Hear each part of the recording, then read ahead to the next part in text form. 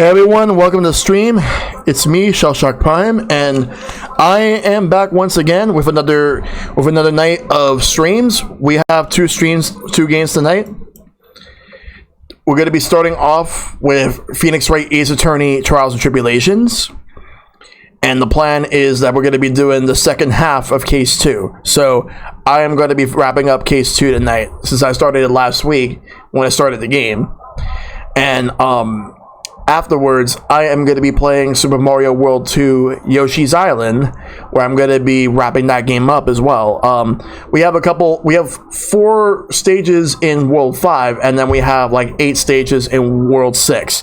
And after that, that's going to be the end of it. So that's what's going to be happening.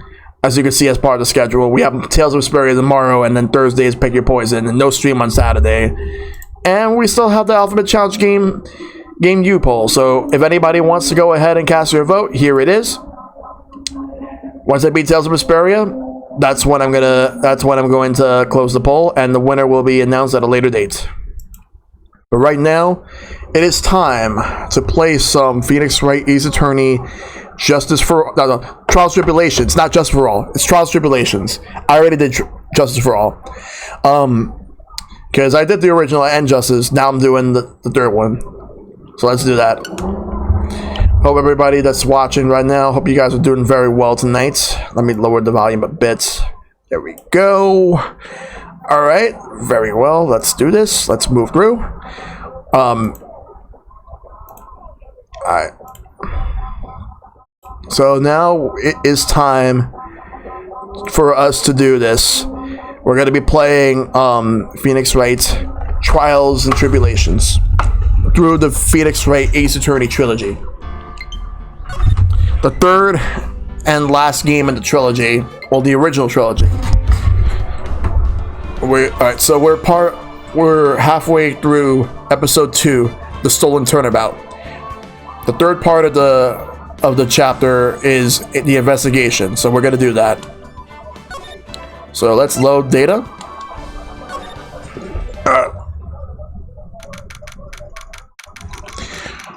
Alright, we're back in the Wright & Co. law offices. Okay, very nice. So let's recap a little bit before we go ahead and continue. So the quick recap is this. So we had to deal with theft.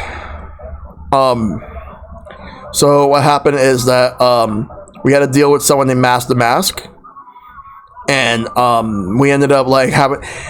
we ended up getting a case that ended up like being closed, because what happened was there was something that got stolen, and we ended up just being able to get everything done. Like Ron DeLight was the one who was accused, and then we ended up getting him found acquitted. So now we're gonna go ahead and do this part. He's now on another case. So let's do this.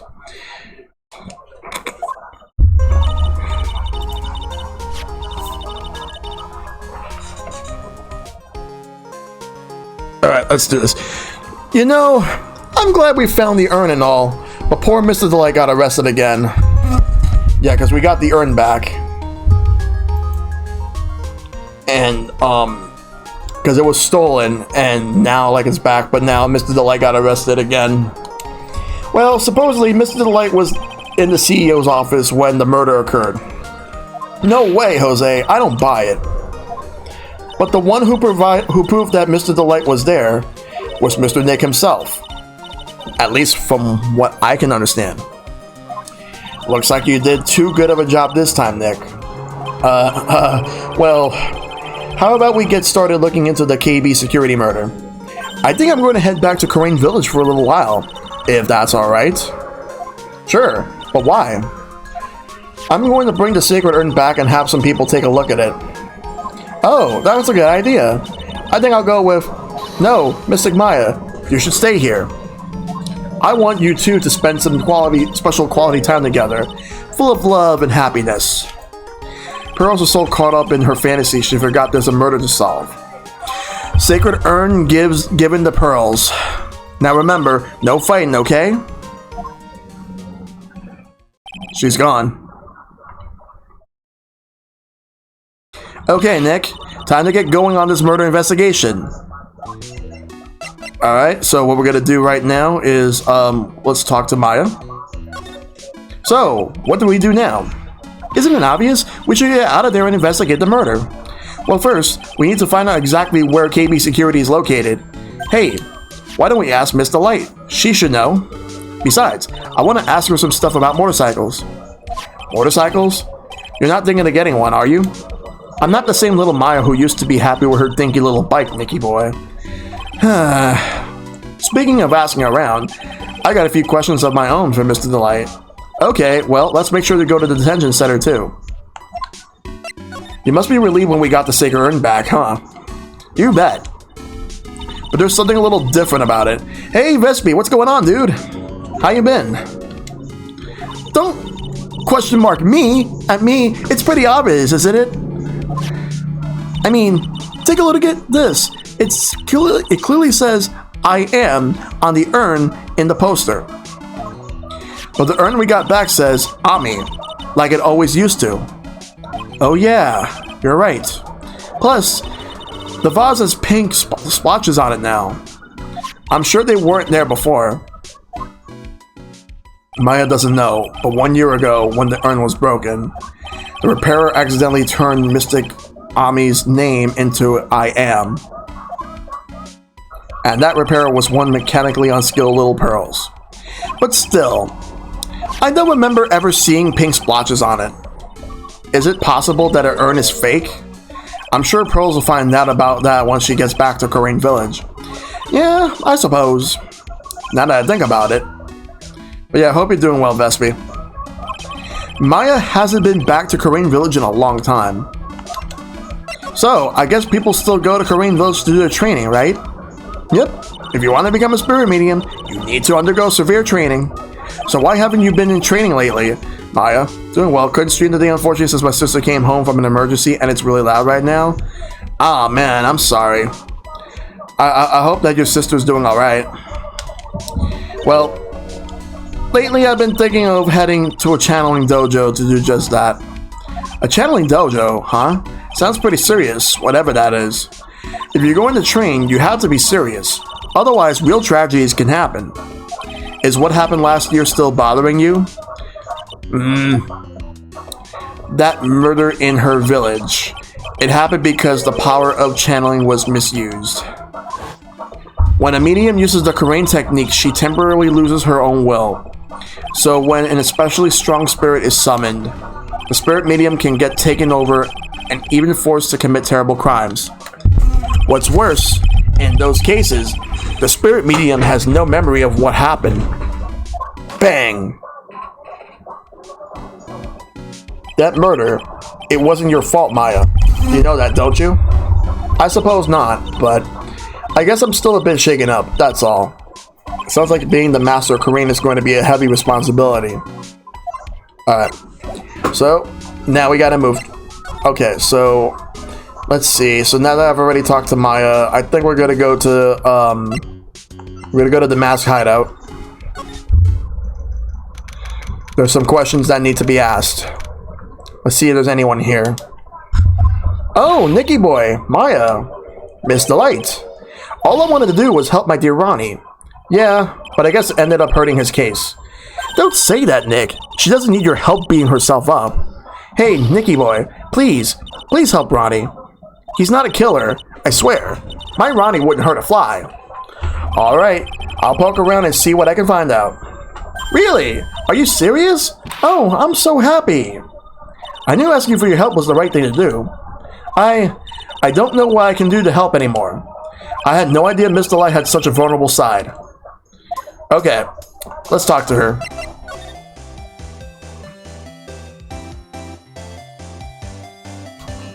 Listen carefully, Nicky boy. My Ronnie would never ever kill anyone. It's just not in him. I don't think he would either, Nick. Yeah, but you have to admit he's got a bit of a temper to him. It's not that hard to imagine him snapping and screaming, "Please die!" He would never say that. Anyway, Mr. Light, he might not be a killer, but he's still going around saying that he's a thief. I already told you, that's just a fantasy for him. Mr. Late, I hate to say it, but you're the one living in a fantasy world. What? How dare you say that to me, Nicky boy? I know everything about my Ronnie. We don't have any secrets between us.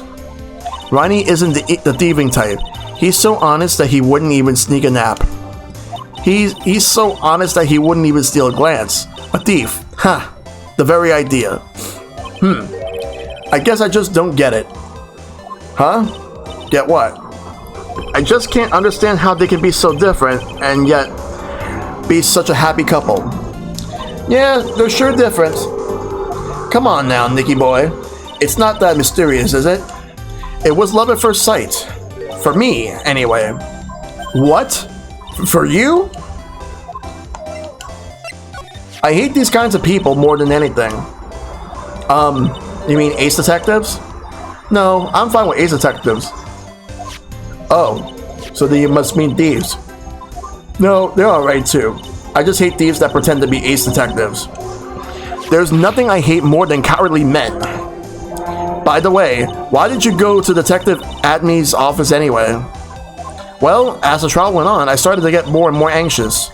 I went there to try and find out more about the real criminal. The real criminal? Yes. Obviously, the real Master Masque is not my Ronnie, right? Yeah. And Detective Atme knew more about Master Masque than anyone else. They mentioned him on the Great People Around Town segment on TV. So then, you went there to ask him some questions? That's right. I'll do whatever it takes to save my man. His secretary said the ace detective isn't in right now. But I forced my way past her and into this hideout. I wouldn't exactly call that office of his a hideout. That bag was sitting right there on top of a table. Oh yeah, we saw that bag there yesterday too. There's nothing lower than someone who would try to pin a crime on someone else. Mr. Late, do you know about KB Security? Don't be silly, of course I do. That's where my Ronnie works. So she thinks he still works there, huh? And yet, according to what we heard today... Come on, don't tell me you didn't know. Ron DeLite was once an employee at KB Security. He was a professional security guard. Ron quit. He doesn't work there anymore. It looks like Miss DeLite doesn't know. KB Security is only about 20 minutes away, by motorcycle that is. Larry told me it takes 30 minutes by car. Well, I have to admit, I tend to fly pretty fast on my bike.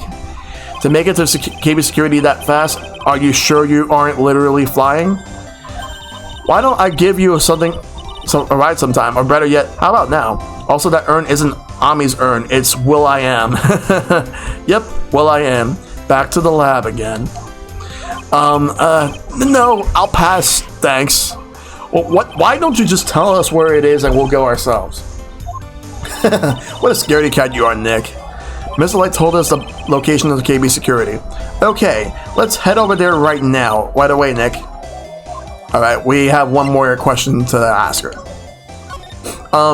So was it really love at first sight when you first met Mr. Light? Well, maybe not at first sight, but Ronnie saved my life. Save your life? I was at work one day when two robbers suddenly rushed in. Well, I'm not the kind to just curl into a little ball in a corner, so I fought back. Robbers? Yes, they took me hostage. I was so frightened. They were both carrying these huge knives, and I broke down to tears. Yeah, I would too, if I were in that situation. Oh, I think I get it. Did Mr. DeLite come running to save you? Yes, exactly. I remember he looked so handsome in that guard uniform of his. He went right up to those two knife-wielding robbers and screamed in their faces. Please, stop it, he screamed. I could see the robber's face turn pale. That high-pitched shriek of his does have surprisingly a strong effect on people. Then, crying and screaming his arms like crazy, he attacked the two robbers. All by himself, he came to save me, a total stranger, all by himself. He was so scared that he was crying and shaking, but he still risked his life for me. Oh, wow, that's a great story. Yes, he may not look it, but in a tough situation, there's no one better. That's why I fell in love with him like I did. That's so romantic. I fall in love too, I guess. Nick, I hope you do the same for me if I ever get taken hostage. With Maya, that possibility always seems to loom in the not-so-distant future. Gulp. Okay, so... Alright, we already talked to Desiree. Now we're gonna move somewhere else. This time we are going to go to the CEO's office. The K&B security. KB security. So I guess this is where it all went down, huh? The walls in here look thick, just like you expect in a CEO's office. What does that have got to do with anything? Hey, it's you guys. Oh, it's Detective Gumshoe. Today was a real train wreck for you guys, huh? Sure it was, pal. The prosecutor made real fools out of us. Yeah, I feel for you. Wow, that's not like you at all. I thought you'd be more like, oh, that was great. You guys got what you deserve, pal. Damn, Maya, tell us how you really feel. Or something to that effect. Do I really sound like that to you, pal? If the gumshoe fits. Well, anyway. The point is I can tell when someone puts their heart into the jobs. And I can sympathize when things don't go your way. Sometimes I feel like wrong is the only way things go for us detectives. Wow, I had no idea Detective Gumshoe was such a nice guy. Now, if this little love fest is over, maybe we can start investigating. Alright, let's start by talking. Detective Gumshoe, tell us what you know about the murder. Okay, but the thing is I'm really not supposed to. Hey, come on, what about how we put our hearts into our work? The things are really working against us right now, and we need help. Okay, I'll tell you. Just don't start crying on me, okay, pal? Okay, I won't cry on you, pal. The victim's name is Kane Bullard. He was the CEO of KB Security and a pretty big fella in his own right. His corpse was discovered at 9 o'clock this morning. His estimated time of death was 1 in the morning on October 12th. Cause of death was blunt force trauma to the head. Probably an object in this room. It happened at exactly the same time that Master Masque was stealing the urn, huh? This is the autopsy report. So why did it take almost an entire day to discover the body? There's a good explanation for that one. Bullard's body was stashed away inside that safe. Safe? Well, it is pretty big. Nobody had heard from him, and when they opened the safe this morning, out he came. Oh, so the body fell out? That white string must be the shape from when he fell out. I think we still need some more information about Mr. Billiard. Maybe you could start by getting the man's name right. It's Bullard, not Billiard. Billiard is the name of the game, billiards, when you play pool. So, what happened to Master Masque? He's at the detention center screaming like a madman. Investigate me again, he keeps yelling. Ah, no, I didn't mean him. He's not the real thief anyway, right? Oh, you mean that detective at me? Oh, that was great. That guy got what he deserved. Now that's the detective I know and love. Think about it. Atme was always around when the calling card showed up, but he always mysteriously disappeared when the heist took place. I was hiding at the crime scene. Yeah, right. That's the lamest thing I've ever heard. That's how you just knew he was a thief. That would explain how he was able to retrieve the stolen item he keeps bragging about. Yeah, he did that. He just did that just to make himself look like a great detective. That's all. But there's this one thing I can't figure out about his first heist. Hey, Enigma, what's going on, dude? Good to see you. His first heist? Yeah. The tear of Emanon, the case. There was a witness on that one. A witness? Here, I saved the newspaper clipping. Since the thief is already under arrest, you guys can keep it. So you celebrated your birthday over the weekend. How was it? Like, your birthday was over the weekend. Hope you had a good one. Hey, this guard here. Haven't I seen him somewhere before?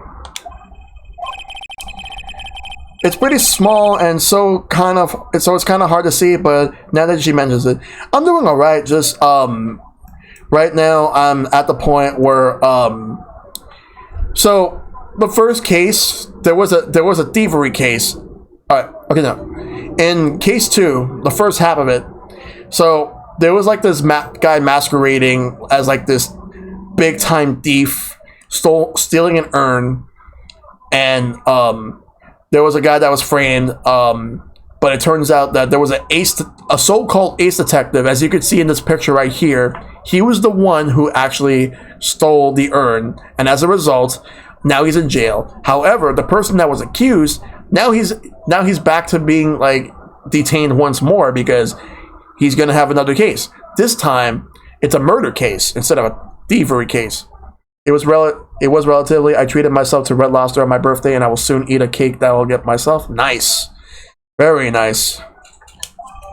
Newspaper clippings. Prosecutor Godo. Oh yes, Godo. Him and his love for coffee. Ooh, that prosecutor. I really don't like that guy. The way he used our own evidence to do that to Mr. Delight. Yeah, I think he did that way just because he knew it hurt more. That's what my gut tells me anyway. So who is that Java-addicted maniac anyway?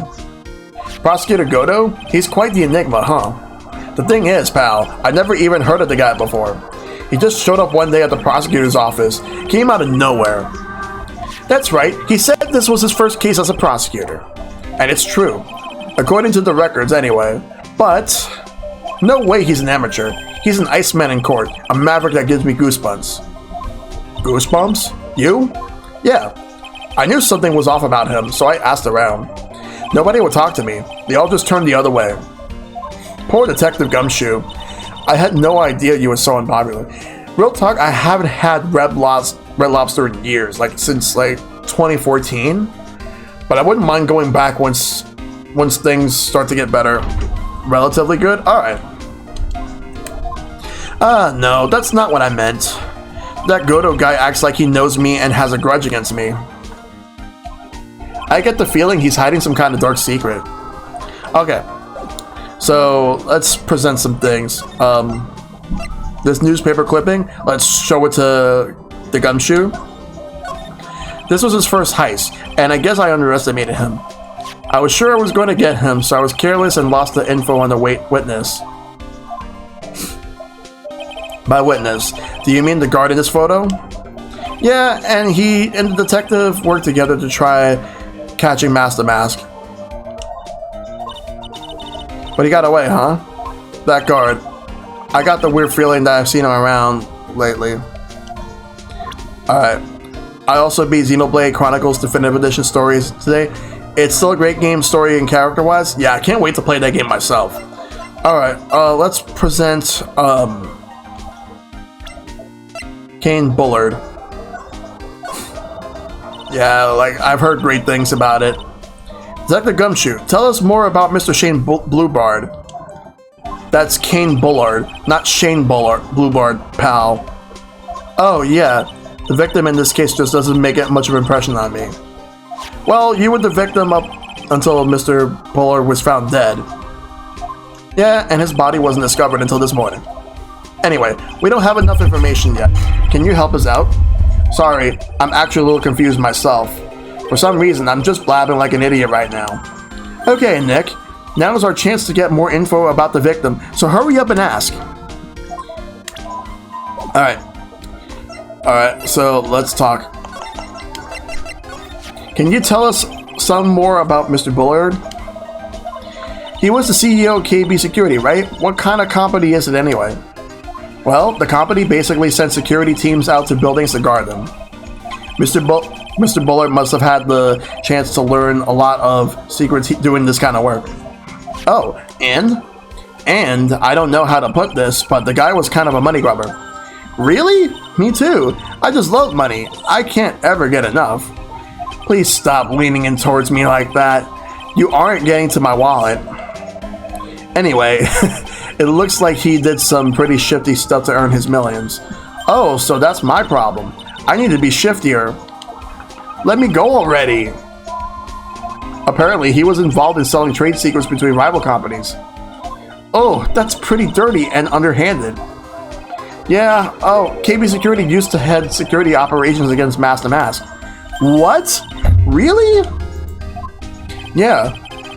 And after screwing up so many times, the company's reputation really took a nosedive. So it really was Bullard who sent Ron the blackmail letter, huh?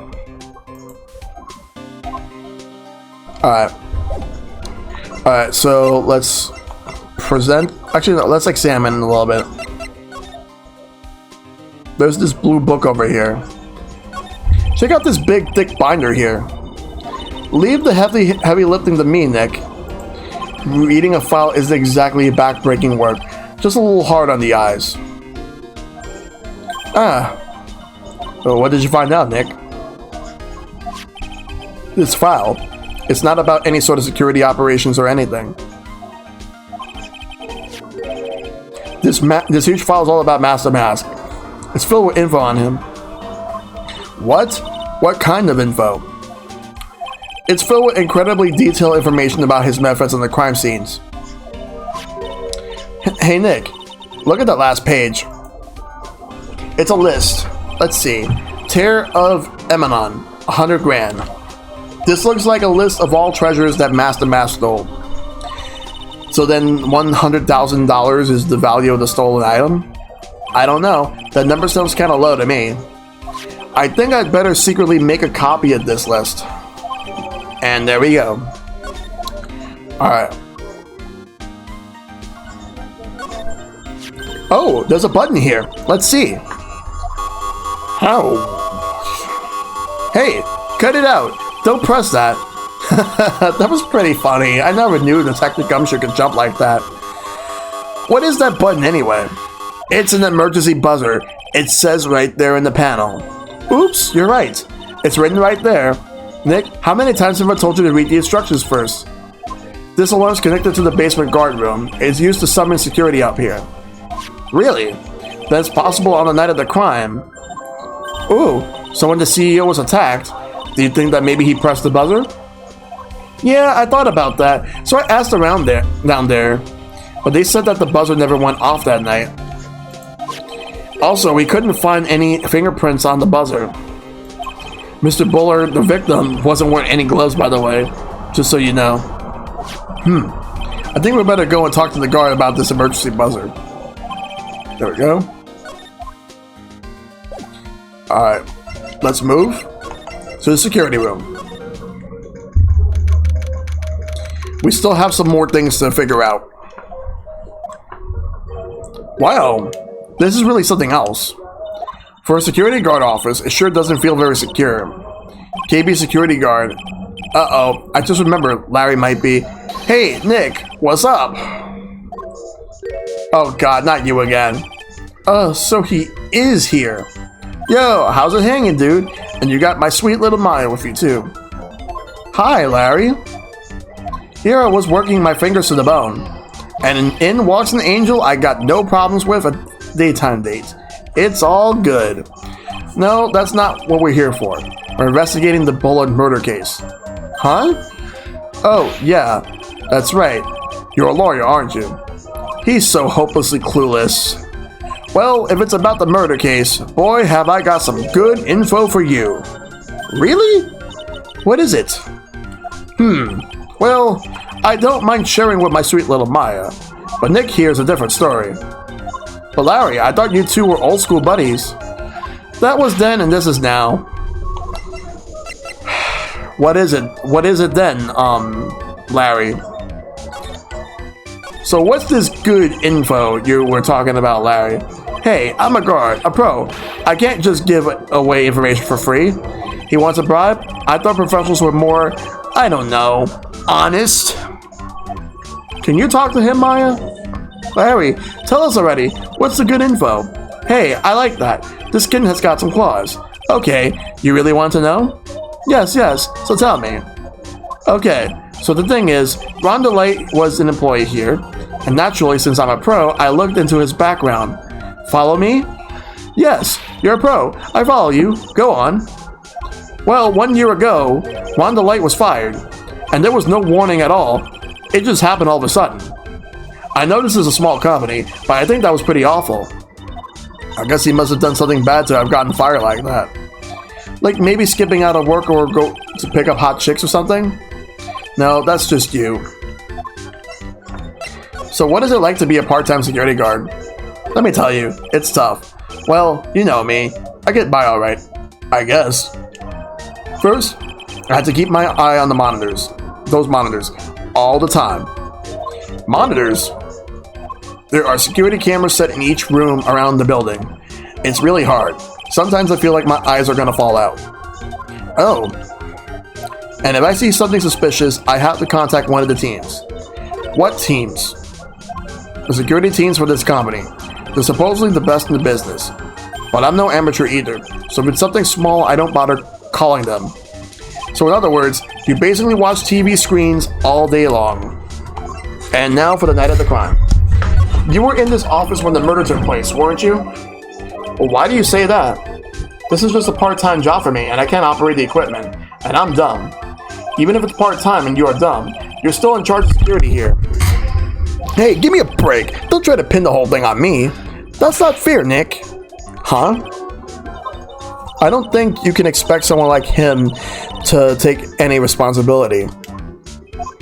Anyway, the point is you were here that night, right? Uh-oh, here we go again. It's that time. Oh no, I knew something smelled bad, and it was the butts after all. Well, it's like I always say, that was then, and this is now, okay? It looks like I'm going to have to break his psychic locks after all. And locks we will break. So, there's only one way we can do that. This Magatama right here, let's present it. Alright. The night of the crime. On the night of the crime, were you working hard like you were supposed to? What? Huh? Of course I was. Why wouldn't I have been? But then just sneak out of work yesterday to go see Mr. Light? Ah, but that was that. And then this is this. Is there any chance that you snuck out of work last night too? Never. I didn't sneak out. I'll tell you what. I'll even bet you $1. $1? Wow. Now that's confidence. What is with this drenched in the green puppy look you have on your face? Do you have evidence that I left my position, or are you just pulling my chain? The evidence that Larry was not manning his position when the murder happened is? Okay. It's all about this wallet right here. That's as much evidence as we need. This wallet, you know about this, right? I'd never seen it before. That's a lie. Liar. You hand-delivered this wallet to Mr. Light just yesterday. And Phoenix Wright was there for that. Give me a break. You can't expect me to remember every little thing that happens. Well, I do expect you to remember something that happened just yesterday. What time was it when you found this wallet? I guess it was around 1 in the morning on the first floor of our comedy building. 1 o'clock in the morning? That's right. In other words, Larry, at the time of the murder, you were away from the security guard office. Ah. Okay, one lock is open. Yeah, but there's something you didn't think about. What's that? My shift that day didn't start until 10 p.m. The murder might have snuck in before then. What do you mean by that? If the murderer had snuck in before 10 p.m., then it wasn't my fault. It was the fault of the guy whose shift was before mine. Or you could just simply take responsibility for what was going on, Butts. Why do I have the feeling that he still doesn't get the seriousness of this? He doesn't. Listen up, Larry. We know beyond a shadow of a doubt that the killer snuck into the CEO's office after 10 p.m. during your shift. Okay. And how do we know this? Okay. There is one major explanation.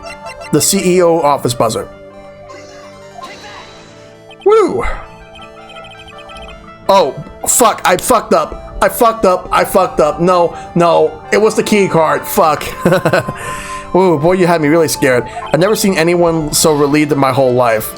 What's with that little lamp that you can't get you? No, I'm not reading this part. I fucked up that part. It's the CEO office key card. I don't know why I was thinking it was this buzzer. No, it's the key card.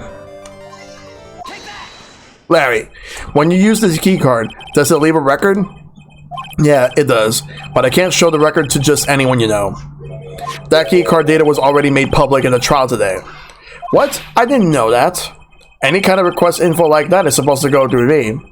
Boy, does that sound a bit arrogant coming from a part-time job. Anyway, according to the data, the door to the CEO's office was open with this card. Furthermore, it was most definitely used at 1 in the morning, the time of the murder. No way! Yes, someone used this to get to the CEO's office. That happened at 1 a.m. on the night of the crime, right in the middle of your shift. Ooh. Larry, you can't duck your responsibility this time. Yeah, no!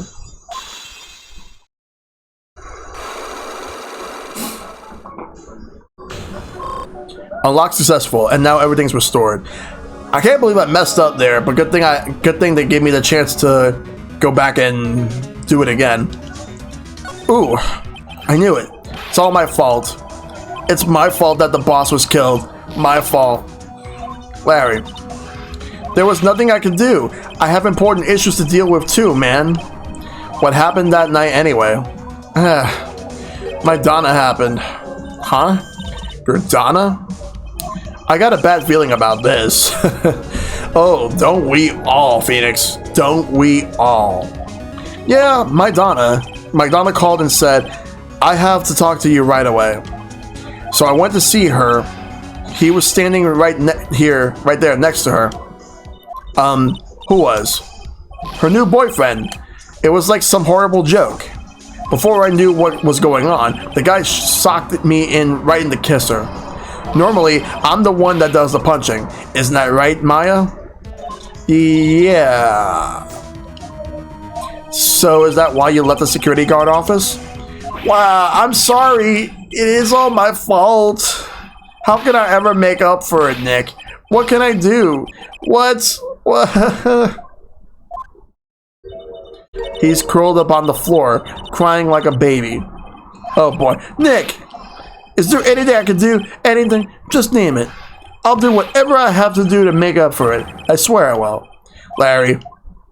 Hey Nick, as long as he's offering, why don't you show him the evidence we got? She's right. Maybe we'll get at least one bit of useful information from him. Nick! Okay. Percent? Maybe now this is when I use the office buzzer. The buzzer in the CEO's office is directly connected to this room, right? That's right. Just like my heart is connected to yours, Maya. Huh. Go ahead, Maya. Press the buzzer in your heart. I promise I'll come running to your rescue, like the professional guard I am. Wow, that was pretty good. Thanks. I try. Do you think you could tell us about the buzzer now? Yes, please. Please tell us. Okay, I guess so. Prepare to be wild.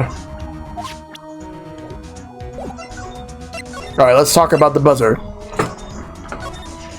I accidentally pressed the buzzer earlier. Yeah, I heard it. So that was you, huh? You're a security guard, aren't you? Why didn't you come to the CEO's office? Well, this is the 3rd floor of the basement. CEO's office is on the 1st floor. I thought it would be a good idea to, adopt a wait-and-see approach. Really? Wait-and-see approach? No offense, Larry Butts, but you ain't going to be lasting that long in the position you're in now. Soon you're going to be out of a job. With the way that you are, I can't see you staying there for very long. So no. Nah, you're just gonna have to deal with the facts. You are not cut out for something like this.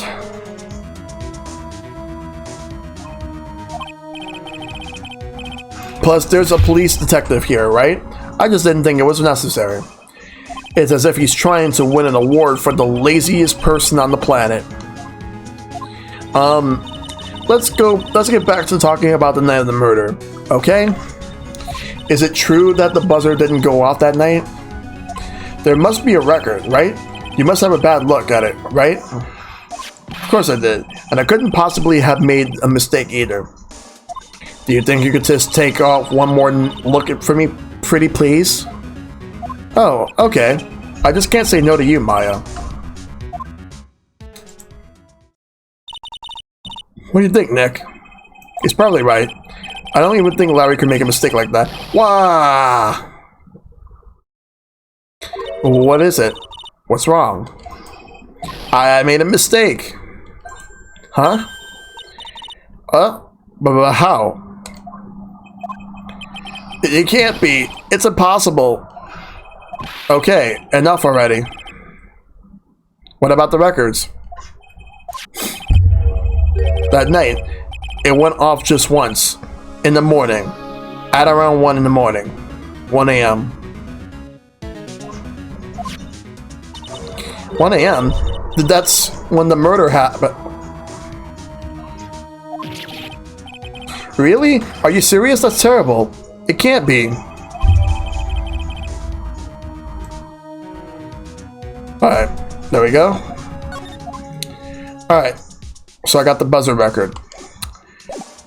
It's time to move. Back to CEO's office real quick. Sorry, Gumshoe, but we can't deal with you at the moment. Alright,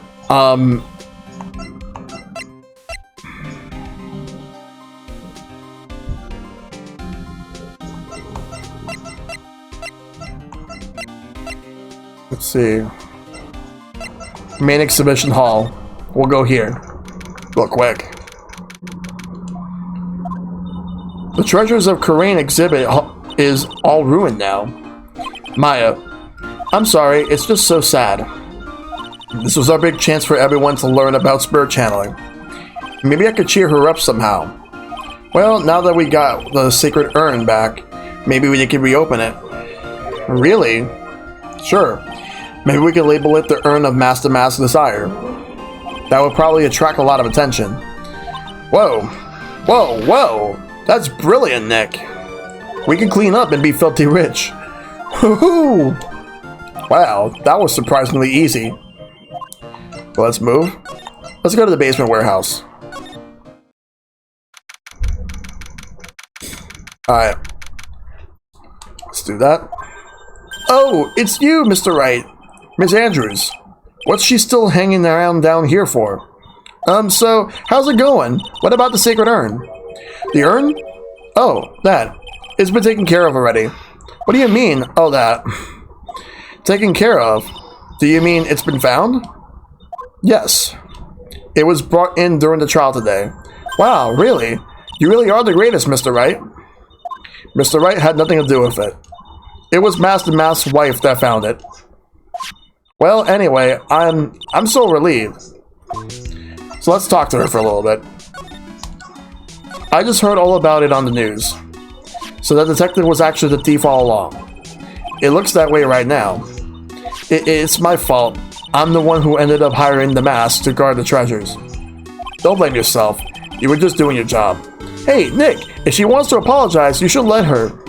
So, when was it that you hired Detective Atme again? About 20 days ago. And when was it that Master Masque's calling card arrived? That was about 10 days ago. So he sent a calling card to the very place he was hired to guard. I guess that's it then. Detective Atme must have really wanted the sacred urn after all. I guess so. Alright, let's talk about the night of the crime. What? So Master Masque murdered someone as well? Well, that's how things look right now. Yes, but I thought that he was here stealing the urn at the time. Well, we're talking about a criminal mastermind, so anything is possible. Nick, let's get down to business already. On the night of the theft, did you notice anything suspicious about Detective Atme? No, I couldn't have. After all, he was hidden the entire time. I never even caught a glimpse of him. He claims that the way he always operates. That's just what he says so he can have an alibi when he commits the deaths himself. Yeah, he was caught in the crime scene photo dressed up as Master Masque pretty well. Alright, let's talk about the Sacred Urn. I'm so glad that you got your Sacred Urn back. Yes, but there's still something that bothers me about it. What is it? I'm not exactly sure, but somehow the urn that came back seems different. Really? You wouldn't know anything about that, would you, Miss Andrews? No, I don't know anything. Why would I? Uh-oh. Here we go again. We got another one of these. Psych locks.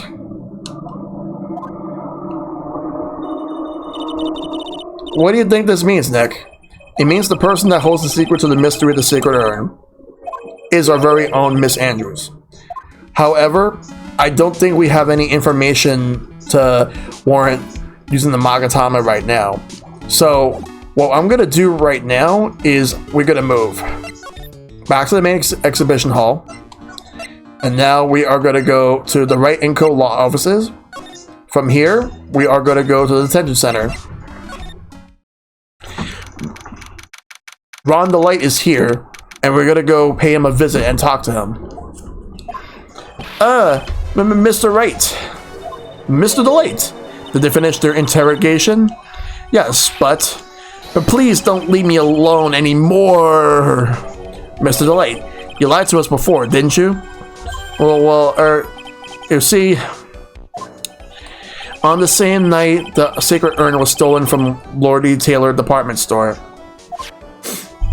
A blackmail letter you got summoned you sent to KB Security to hand over some money. And then that's where the CEO, Kane Bullard, was murdered.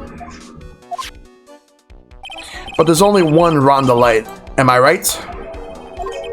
So the only question is, where were you for that night? Where were you that night? This time I want to hear the whole truth. Your life depends on it. Sure, go right ahead. I'd like to know what the crude joke is. Sure. Okay. Alright, let's talk. Let's talk about Master Masque. I gotta get some more information. Mr. Delight, do you still insist that you are Master Masque? Isn't that what I've been saying since yesterday? That was a quick response. Tell me about it. To be honest, it's starting to get irritating. But listen, Mr. Delight. At the trial today, we learned the true identity of the thief, didn't we?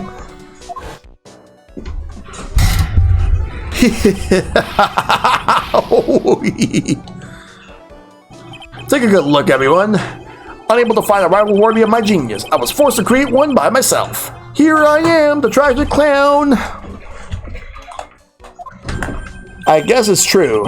I wasn't the one who stole the urn. Of course not. After all, you were at KB Security at the time. You know, someone on this godforsaken earth has thought, dang, I wish my sausage was that magazine right now. Oh my god. So then the person dressed up as the Master Masque in the photo. It's gotta be Detective Atme. Let's talk about the night of the crime. So that night, you didn't go to Lordy Taylor. You went to KB Security, right? Yes, I went to KB Security at the time of the blackmail note I said I should. Alright, what happened next? Well, I used to work there, so I knew where the CEO's office was. I knocked, but there was no answer. So then I used the key card to unlock the door. That's probably when he dropped his wallet. When I went into the CEO's office, someone was in there. Someone. Then suddenly, they bashed me over the head. Bam. Was it Kane Bullard that hit you? I don't know. The person ran away while I was still stunned. When I came to my senses, the sights I saw left me speechless. The dead body of the CEO was right there in front of me. I thought I died myself. Anyway, I thought I should do something with the body. So that's why you're put in the safe. Yes, that's right. I used to be the chief of one of the security teams, so I knew how to open it. Okay, and what did you do after that? Well, I got out of there for starters. I was the one who set up the security cameras in the building, so I knew how to avoid being spotted by them. Nick, all of a sudden, Mr. Delight kind of sounds like the murderer to me. Please don't say that. Okay, now let's do this one over here. Why were you fired? Mr. Delight, is it true that 1 year ago, you were forced to quit the KB security? How did you? I'm begging you. Please don't tell Desi. Please. Don't worry, we haven't told anyone yet. Woo, thank goodness. No, but I suppose I'll have to tell her sometime. She'll find out eventually.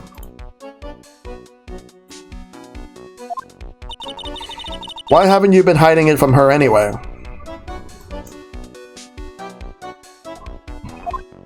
Desi would despise me if she ever found out I was living a life of crime. A criminal, a thief. She'd never forgive me. My marriage will be over. Knowing that, why did you become a thief in the first place? Because Desi spends money like it's water. There's no job in the world that could bring in enough money.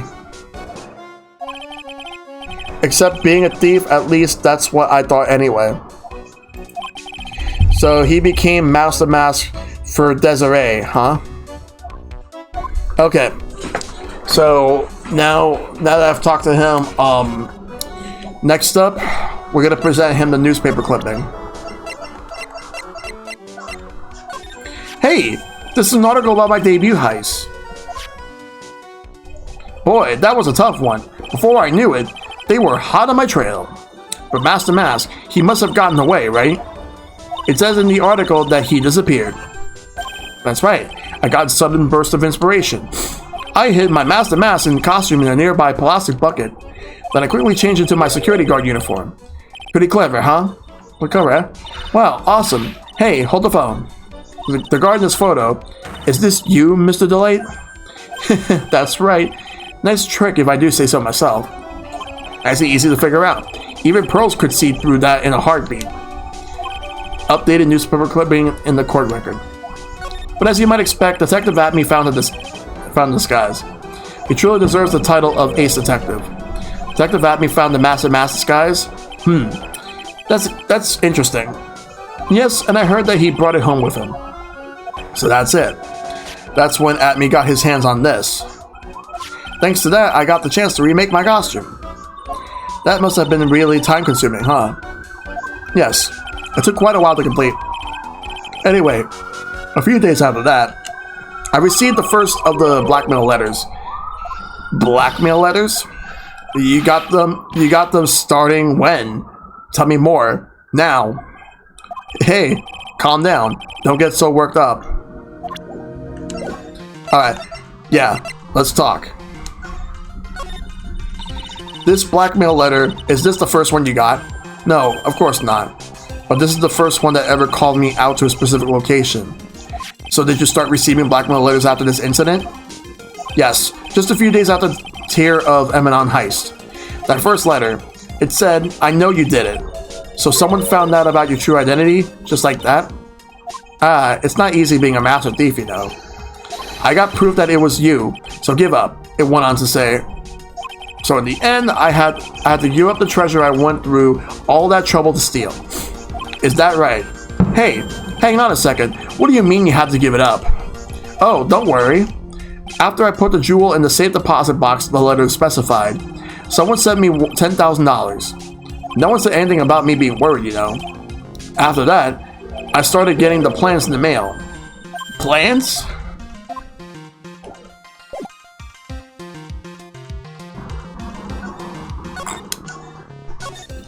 What are these plans you were talking about?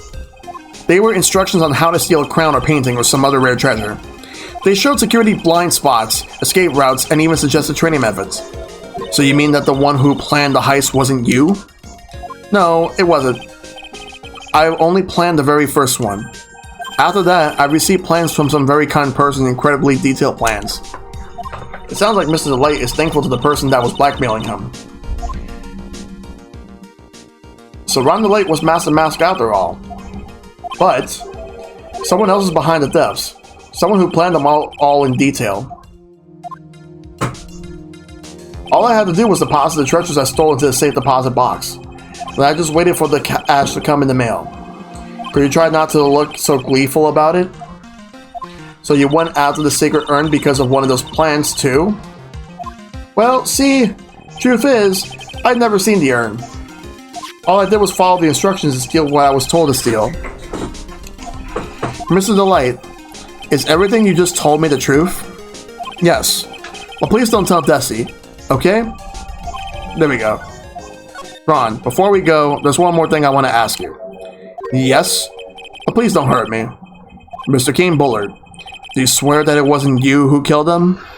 Yes, of course. I could never. And I'm not lying. All I did was hide his body in the safe.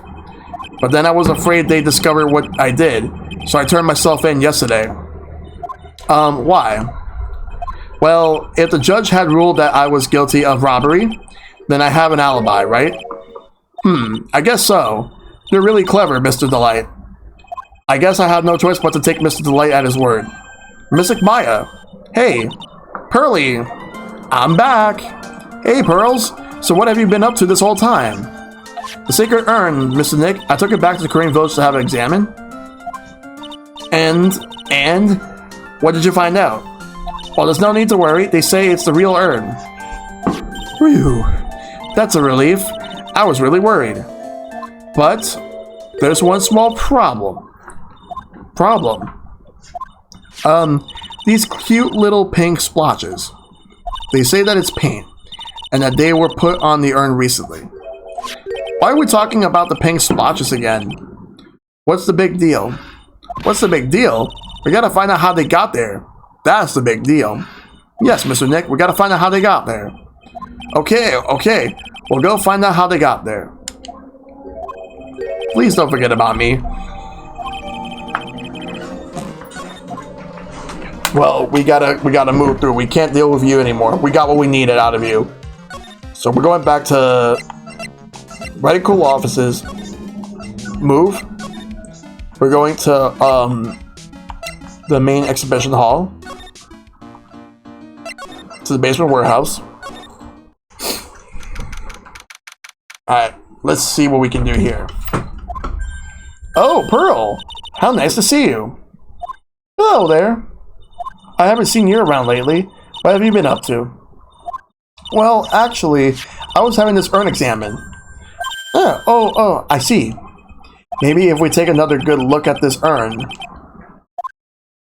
we can figure out the mystery of what actually happened here. Nick, let's look around one more time. Okay, let's look around. There's this box over here. This box, there's something about it that's bothering me. That's the box that the sacred urn was in. It looks like there's some pink paint on it too. And it's definitely the same color as the stuff on the urn. I think I know how the pink got on it now. Alright, let's investigate again, Nick. Alright, let's look at the other side. Okay, you can see this part over here. Now there's paint. Pink paint, that is. It looks to me like it's been dry for several days. There's something suspicious about this paint mark. The bottom left part of it is shaped oddly and is shocking pink. Mr. Nick, could it be that this odd shape is... Yeah, I'm pretty sure this is it. Ah, that's the box the sacred urn was in. If you look here, there's a little bit of paint on the box as well.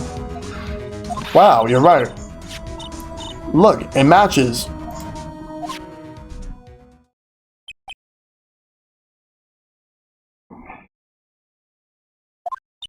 What is it, Mr. Nick? This turned out exactly as I thought it would. Alright, got that. I think it's all starting to become clear. We're much closer to solving the mystery of what happened to the urn.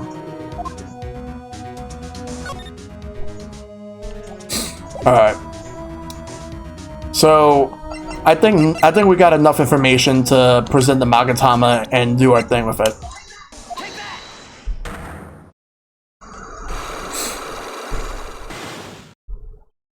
Sacred Urn. Miss Andrews, do you know anything about the Sacred Urn? Do I know anything? I'm in charge of the entire treasure exhibit. The urn that was submitted before the court day. It's obviously not the same urn as before. Well, that's true. Maybe it isn't the same. It could be a fake. A fake? You're the one who said it wasn't the same, so that's the most obvious explanation. Do you have evidence that the urn was submitted at the trial was genuine? Okay, yes I do. Alright, so let's go and show the Sacred Urn. Sorry to break it to you, but the urn is the genuine article. Pearls went back to Korean Village and had it examined. Is that right? That's nice, but I don't see how. What she discovered was that the urn had been broken again. Did you say again? Yes. It was broken once, a year ago. And now it looks like the same thing has happened. And quite recently, too. Recently? Are you saying that this urn was broken recently? Yes, that's exactly what I'm saying. Why do you think it was broken recently? How do you know? Okay, how do we know? Oh. Let's look around, shall we?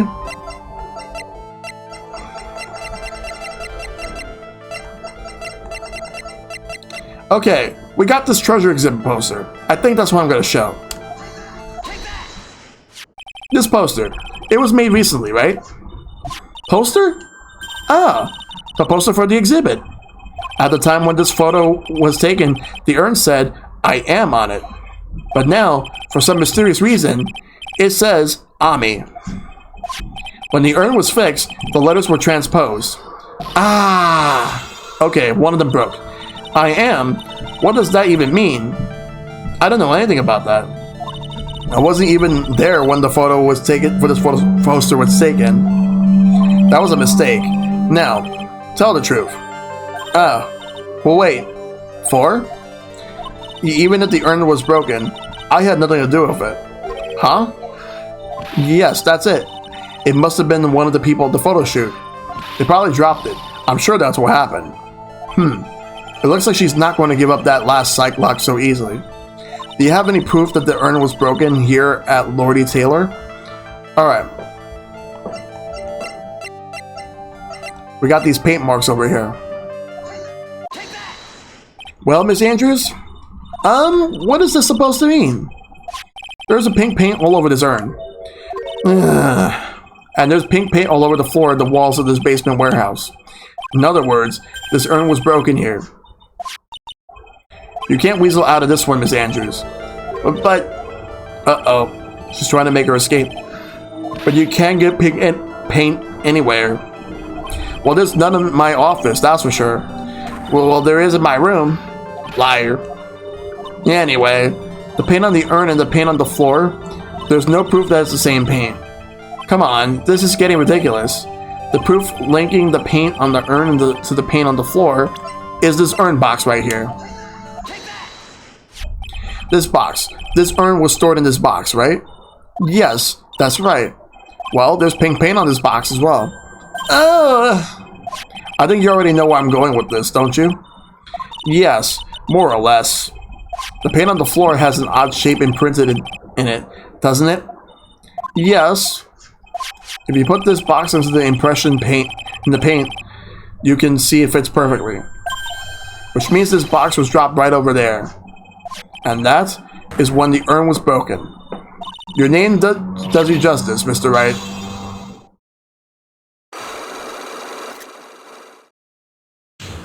Nice. Let's talk about the sacred urn. I'm so sorry. I was the one who broke the urn. Boy, does this make me feel like some sort of evil school teacher. I'm a terrible person. Not only did I break it, but I tried to hide what I did. Well, that's not so hard to understand. Is it, Pearly? No, not at all. I know just how she feels. It happened about 2 weeks ago. Just after the poster was taken, on the same day the urn arrived. I thought I put it away down here for the safekeeping. I was carrying it in the box. When I tripped on the paint can and lost my balance. The box I was carrying crashed to the ground. I heard a terrible noise and I thought my heart was going to stop. Fearing the worst, I opened the lid of the box and that's when it happened. The broken pieces of the urn fell out of the box and landed right in the paint. I was in shock and let out a huge scream. I can totally see how that could have happened. Yeah, as clumsy as she is, I'm sure Maya understands. Well, I knew it was the most important treasure in all of Korean Village. So I tried as hard as I could to fix it. Fortunately, the shards were pretty big. And that's when the I am got changed to Ami. I didn't know how it was originally written. But any sane person fixing it would have assumed it said Ami. Any sane person? Oh, pearls. She said she wasn't good at spelling. Anyway, I put the urn into the storeroom and no one had seen it since. There we go. But there's something I don't get. When we first came here, I didn't see any paint stains. Well, that's because it was so ugly and embarrassing. I used the golden statue to cover it. The Ami face statue, aha. Let's talk about the Ami face statue. The first time we came down here, it was on the night that the sacred urn was stolen. With Mr. Nick. There were no paint marks on the wall, floor of the warehouse when we were here. Well, there's a good reason for that. On the day of the crime, around noon, that golden statue just happened to arrive from the mountain training hall. And I realized that the statue would be the perfect size for covering up the paint stains. That's why I put it where you first saw it. I see. Now it makes perfect sense. But there's still one thing I find strange. What is it, Pearl? The day after the urn was stolen, we came here again. At the time, the statue had been moved and the paint was clearly visible. She was right about that. Well, Miss Andrews? Huh? What? I don't know anything about that. I placed it there to cover the paint, so why would I move it again? Well then, who was it? Who would have done it and why? On the day before the death, the statue was definitely close to the door. Then the next day, it was moved. But why? Add to the court record. It looks like there's some connection between the sacred urn and the murder case. But why? What do you think so, Nick? Because that night, the real thief, Ron DeLight, was at KB Security. So then why did another Master Masque show up here? A lot of different things are pointing to one undeniable fact. One undeniable fact? The murder trial is starting tomorrow, but it looks like that thief is going to be making another appearance.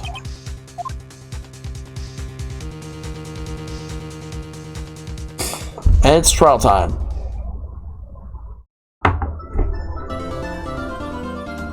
Yeah, let's save.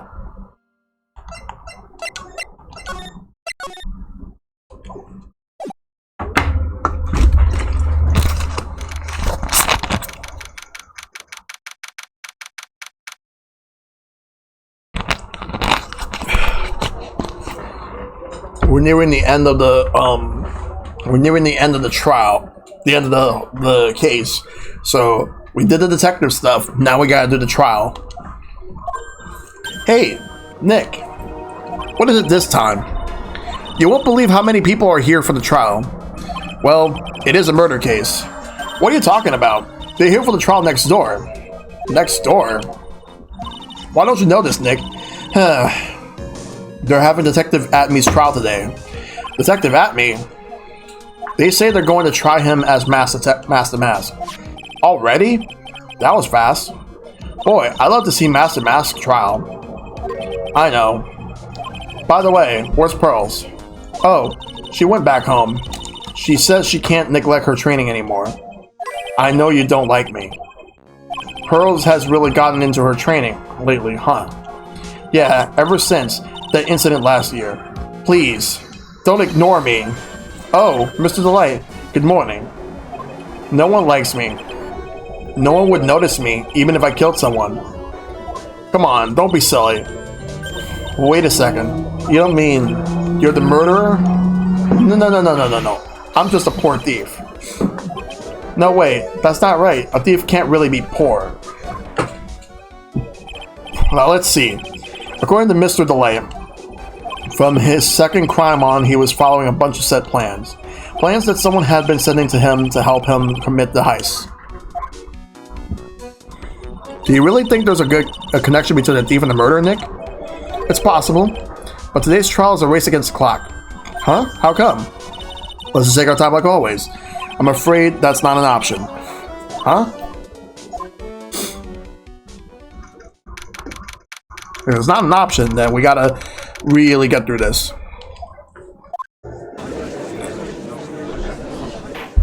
Court is now in session for the trial of Mr. Ron Delight. Defense is ready, Your Honor. You're ready?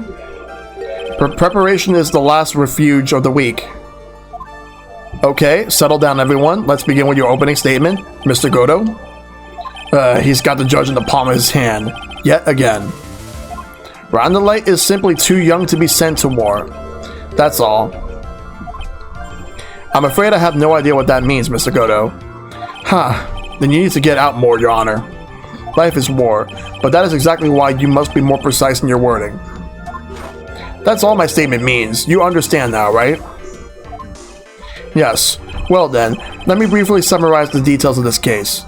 Wow, the judge is taking charge like he knows what's going on for a change. The victim is Kane Bullard, CEO of KB Security. His body was found in a safe at approximately 9 in the morning on the morning of the 13th. However, the time of death was estimated as 1 a.m. the previous day. And that's when our little lost kitten dropped the ball. That little lost kitten is, of course, the defendant. Very well then, Mr. Godo. Please call your first witness. I never drink more than 17 cups of coffee during any given trial. But the first one is always the best. Mr. Godo, your witness? Okay then, let's hear what the defendant, Mr. Ron Delight, has to say for himself. The defendant? Well, Mr. Wright, does the defense have any objections? It may be a bit of a disadvantage having the defendant testify, but I remember when Mia was defending me. She allowed me to testify so she can do the cross-examination. She put a lot of trust in me back then. We have no objections, Your Honor. The defense will allow Mr. Delight to testify. Ha! You got guts, Trite. Alright then, Mr. Ron Delight, please take the stand.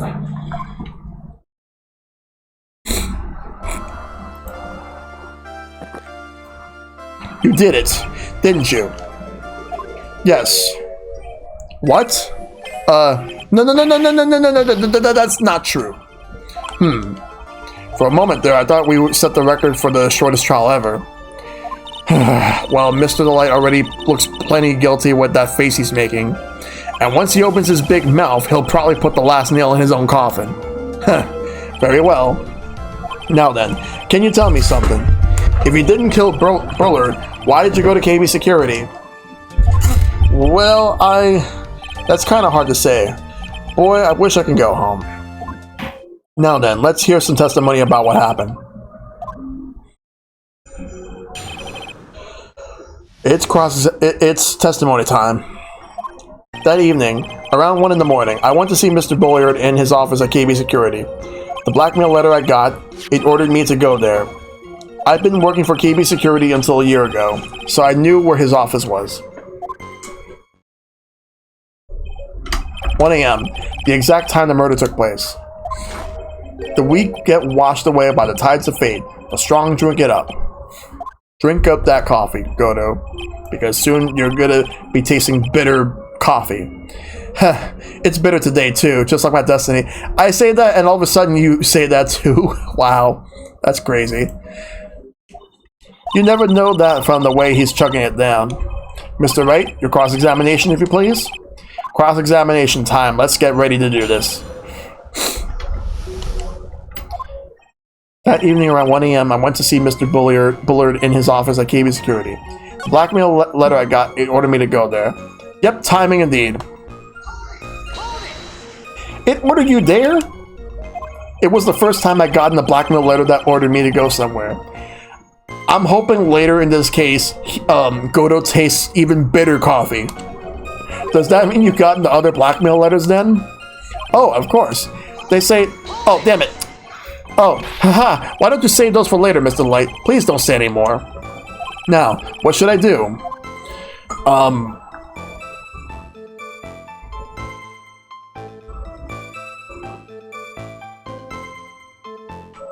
Let's press harder. So what did the blackmail letter in question say? It said to bring 50,000. Money, eh? A perfect motive for committing murder. Oh, but well, wait. I never intended to pay that money anyway. Oh, is that right? After all, he had nothing to hold over my head. I had nothing to be afraid of. An important point indeed. Witness, let's have that added to your testimony. Yo, Matt Big Fat. Thank you for the 304 bits, dude. And we got some new emotes. We got some pride emotes. We got the pride pog. Happy birthday, dude. Hope your birthday has been going well, dude. Yes, sir. Huh. A muddy mud skipper in outer space has a better chance of surviving than I do.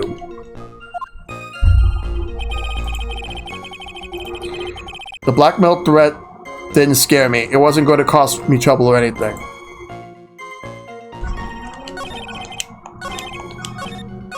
Just chilling? Nice. Alright. Just what were you being blackmailed about anyway? The blackmail letter said if you don't want your identity revealed, correct? I'm sure it was referring to the whole Master Masque thing. But I wasn't worried. Mr. Bullard didn't have anything on me. He didn't? Anyway, I don't care what anyone says about me. Just as long as Desi believes in me. So that's why Mr. Light didn't believe he was Master Masque. That's why I knew they were just hollow threats.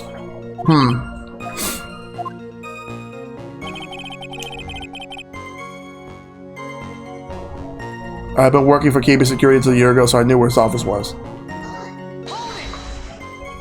Used to be a security chief for KB Security, right? Yes, that's right. Security chief, you? And yet, a year ago you were fired without notice. Revenge for an old grudge? A perfect motive for murder, wouldn't you say? This isn't good. Maybe I should change the subject? Why was he fired? Mr. Light, please tell us why you were fired from your job. Well, the world is filled with those who have said, I wish I had never asked that. Okay, take it back. Defendant, please answer the question. I needed money. You needed money? Well, you see, Desi loves to spend it. It's kind of her hobby. Not exactly the best hobby in the world, huh, Nick? My salary wasn't nearly enough. So, I stole data from the company. Come again? KB Security has a lot of security info on all sorts of companies. And since I was a security team chief, you stole some data and sold it. Mr. Bullard found out and I was fired immediately. What? I wish I had never asked that. I was somehow able to keep it a secret and make it seem like I had quit on my own. What is it, Mr. Nick? What is it, Nick? You don't look so good. Someone who brings harm to their companies is fired as punishment. You do well to remember that. Sure told you. So you admit that you stole data from your company. Is that correct? Yes. I'm sorry. This is a very important fact. Please add it to your testimony. Oh man, this whole thing just took a big turn for the worse. Crashed and blew up. It's gonna take the jaws of life to rip this case from the clutches of disaster. He fired me for selling company secrets, but Desi doesn't know that.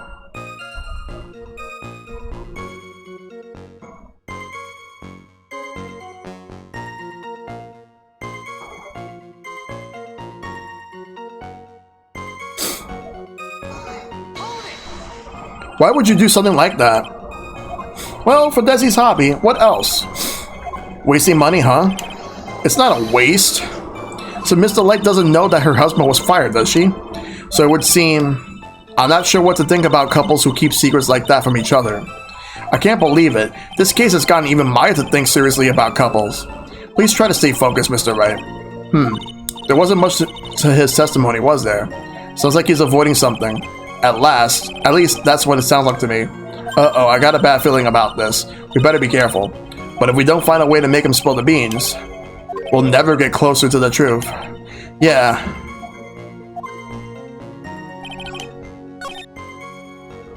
Well... Just what were you being blackmailed about anyway? The blackmail letter said, if you don't want your identity revealed, correct? I'm sure it was referring to the whole Master Masque thing. Tisk tisk, I'm afraid that reason isn't going to hold up anymore. What do you mean? The victim had no proof the defendant was Master Masque, but you were the one who stole the company secrets only 1 year earlier. But that was all over once once I was fired. But it is true that the fact that I stole secrets was kept under wraps. Even so, there was no reason for me to pay up now, a whole year later. Is that really true? What is it, Nick? The fact that Ron was stealing company data. I wonder if he would have had a problem with that if he ever became public knowledge. Of course he would have a problem with that. Mr. Delight, I believe you would have been in considerable trouble if your identity as a company data thief wasn't made public. Mr. Wright, what are you trying to do by bullying your own client? Men are like colonies of bacteria. The more heat you apply, the faster they grow. That's exactly right. Well then, feel free to keep up with the heat, my little lawyer amigo. Little lawyer amigo? Yes, now come on. Provide some evidence to back up your assertion. Why would Mr. Delight want to keep his data stealing secret from going public? There's one major reason. Mr. Delight, what you said just now doesn't match what you told me yesterday. Huh? What doesn't? I think you must have been scared, very scared, of having a certain person find out your secret. A certain person? Miss Desiree Delight, the defendant's wife. Well, but listen to me. My Desi, she's... Looks like if I just sit back and relax, the fun will end before it truly begins. Godo. Yes, we know. It was all your wife's fault. What do you mean? Mr. Light stole company data to pay his wife for his wife's spending habit, for which he was fired. Unable to face his own wife, someone used his dirty little secret to blackmail him. And that's how this murder came about. Oh. No. Everything is falling nearly into place for him. Nearly. Don't talk about my Desi like that, or you'll be sorry! Well, it seems that we've learned a great deal of things here so far. What do you think, Nick? I didn't think it was possible to get so thoroughly whipped in just 20 minutes. Clearly there was sufficient motive for the murder. He stole data for his wife and he killed to protect his secret. A family man who cared just a little too much. Motive is clear. Let's move on. What happened at the crime scene at 1 in the morning, Mr. Light? Come now, tell us. We're all ears. At the CEO's office. When I entered the office, there was a suspicious shadow there. Suddenly, I was hit on the forehead. After that, I remember being a bit dazed. If I hadn't been wearing that, I would have been killed. When I came to, Mr. Bullard was lying there dead.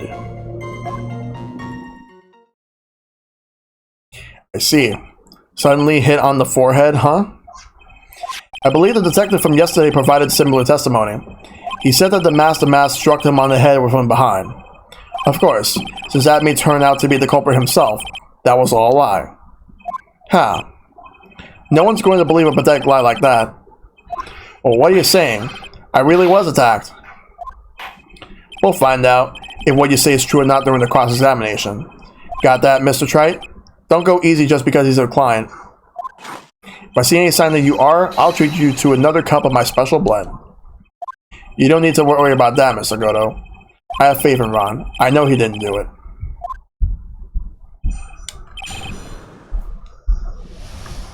Alright. Let's go, not this one. Let's go to this one. Could you please clarify what you're referring to? Why? My Master Masque costume, of course. Oh, wait just a moment. Master Masque? Huh? Oh, did I forget to mention before? Just to be on the safe side, I dressed as Master Masque. And then I descended upon the offices of the CEO of KB Security. What? Nick, did you know about this? He never told me this. I don't recall him ever mentioning it to me either. Even I didn't know that. It seems our little friend really loves to keep secrets. I'm sorry, I just never had a chance to mention it up until now. Wait, that's not right. You know how sometimes things just slip your mind? Huh. My 6th cup of coffee is staring up at me coldly. At any rate, we can't ignore this new piece of information. Witness, please correct your testimony. I had been killed if I hadn't been wearing my Master Masque costume. Why were you dressed up as Master Masque anyway? Why? Because I'm Master Masque, of course. But what are you talking about? Master Masque's trial is being held next door. Ah, yes, I guess so. Anyway, at that time, I thought I was being blackmailed over the Master Masque issue. So I thought I should go as him, just to be safe. Oh boy. Let me tell you, it's a real pain to move around with a cape. That's why it took a lot longer than I expected. It took a lot longer?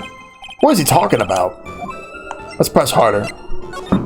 What do you mean by took a lot longer? Oh, opening the safe, of course. My cape got caught in the safe door, you see. This all happened when I was hiding Mr. Bullard's body. What was that? Back up a second. Yes? You were the one that hid the body in the safe? Well, yeah. Inconceivable! Why? Just why? What reason could you have? What were you thinking? Question. Where does someone toss the dirty shorts in the washing machine? What? The answer is simple. When they take them off. As usual, I have no idea what you're saying. Do you mean that Mr. Delight hid the body because he's the murderer? Ha! So you're not as stupid as you look. His metaphor this time was really obscure. Mr. Wright, you don't mean that you knew about this whole safe business, do you? Well, yes. Why am I the only one not in the loop here? Witness, make sure you add this to the testimony. Yes, sir. Damn, the judge is fucking pissed. Uh-oh. Looks like a storm front is moving in over the fair weather judge. I panicked and hid the body in the safe. It took about 10 minutes.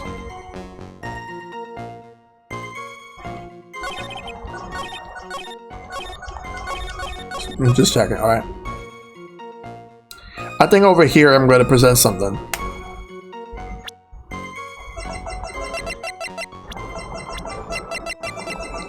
This buzzer right here seems something I can present. Your Honor, could you please take a look at this record? And what might this be? The record for the emergency buzzer that connects the CEO's office to security. If the button in the office is pressed, a security team is supposed to come running. And according to this record, the buzzer was pushed once, at 1:02 in the morning. What? Mr. Ron the Light truly was the murderer? he would have ran as soon as that buzzer sounded. After all, a security guard would have been heading his way. Ha! Let me remember who we're dealing with here. He probably has no idea there were security personnel in the building. Up until 1 year ago, my client was working as chief security. There's no way he wouldn't have known about them. But as it turns out, the guard never came. That was nothing more than a coincidence. The fact that the guard was a pathetic loser who had just got punched in the face by his ex's new boyfriend and wasn't anywhere near in the vicinity was not something Mr. Delight could have known. Huh. Again, remember who we're dealing with here. It's a sure bet that Mr. Delight didn't even notice the buzzer going off. This buzzer is extremely loud. There is no way he could have ignored something like that. If he had been conscious, that is... Conscious? What do you mean by that?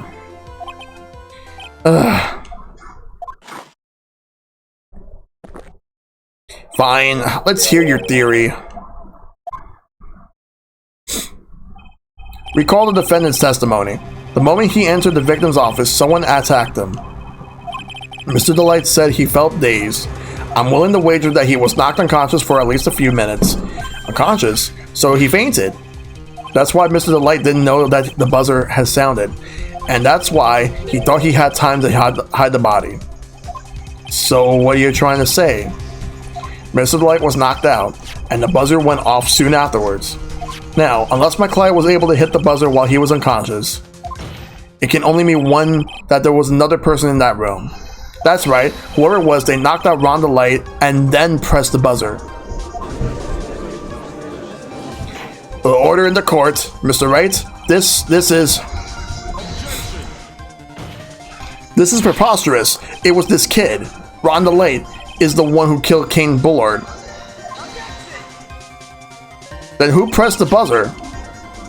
It was the victim, of course.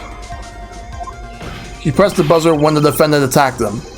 He didn't die right away. He must have held on long enough to push that button. Ack. So King Bullard sounded the buzzer himself. What is your opinion on this, Mr. Wright? I need to prove that the real criminal was at the scene, but how?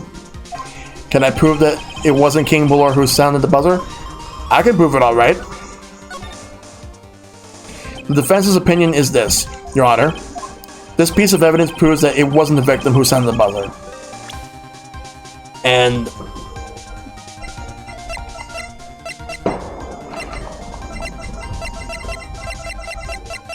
gonna present the buzzer again. I believe this is the piece of incontrovertible evidence you were looking for. The emergency buzzer? Is there some kind of clue on it? Absolutely not. Hey, come on now. At least give some thought to what you're saying before opening your mouth. The fact that there are absolutely no clues is itself the clue. Now I'm the one who's clueless. This button has no fingerprints on it. If Mr. Bullard had really pressed it himself, naturally he would have left his fingerprints behind. Whoa! Ron Delight obviously wiped them off. Why would he? A guard could have come in at any moment. He touched that button. I know he did. The defendant, Mr. Delight, was dressed as Master Masque. And Master Masque always wears gloves. What reason could he possibly have had to wipe the button free of fingerprints? Order, order, order? Huh. It would seem. I've been forced to eat crow. I wonder what blend number crow flavor coffee is. However, if the real killer was there at the scene, why would that person press the emergency buzzer? Shouldn't they have run away without putting themselves in extra danger? What is with this awkward silence all of a sudden? Huh. It looks like you're fresh out of parlor tricks. They're on to you, Nick. Just give me a minute to collect my thoughts. The real culprit killer killed Mr. Bullard at around 1 in the morning. And Mr. Delight just happened to waltz in when the murder was taking place, right? The killer clobbered Mr. Delight and then sounded the buzzer. Even though security was supposed to respond right away if the buzzer was pressed, security was supposed to respond? Time's up, Mr. Wright. Let's hear what you have to say. Very well then. Oh, you've got some guts. I like that in an opponent. Why did the real killer sound the emergency buzzer? Because they want to call the security guard. The killer knew that if they pressed that button, a guard would come running. And that was exactly what they wanted. Do you mean to say the killer called the guard on purpose? Yes. Although, as it turned out, he never showed up. Because he was getting his clock cleaned at the time. What a touching story. You're saying the killer had a change of heart and called the guard to turn himself in? No, I'm not. When that buzzer sounded, there were 3 people in that office. The victim, Kane Bullard, who was already dead. The defendant, Ron the Light, who was out cold. And the third person, the real killer. Hypothetically, yes. Now then, in this situation, if the real killer made an escape, what would happen? The only ones left in the room would be the victim and Ron the Light. And if any security guards came running in at that time, you gotta do what you gotta do, Matt. Hope everything's going well, man. They would think that I was the murderer. Yes, that was precisely the real killer's objective. To frame Ron the Light for the murder. Oh boy, here we go. We got more. More coffee. Whew. Order. Huh. It would seem. I've been made to eat my words once again. Actually, you've been made to do a spit take with a cup of coffee. Mr. Wright, who was it? Who was it that tried to frame me? Wait. Wait a second. I'm the one and only Master Masque, so... Nick, you mean the real killer is... We're going to drag that person in here right now. But, who is it? I don't have any solid proof yet, but think about it. The killer knew Mr. Delight's identity, and they also knew that he had been called to the KB security that night. So the killer used him to execute a well-crafted plan to murder Kane Bullard. Now then, let's hear your accusation, Mr. Wright. Who was it that framed Mr. Ron the Light for the murder of Kane Bullard? Well, there's one person. It is Luke Atme. Detective Luke Atme. He's the only one who could have done it. Ace Detective. Luke Atme. You mean Master Masque did it? Your Honor, the person being tried in court next to us is not Master Masque at all. He is in actuality the true murderer of Kane Bullard. Order, Mr. Wright, explain yourself. Theft and murder, which is the more serious crime. They are not even close. Murder is the more serious crime, of course. It's a capital crime subject to a capital punishment. Please remember the trial from yesterday, if you would. When Luke Atme confessed, there was a huge commotion in the courtroom. Of course, a famous detective was unmasked, as well as Master Masque. Instead of being convicted of murder, he was found guilty of grand larceny. That was his true objective all along.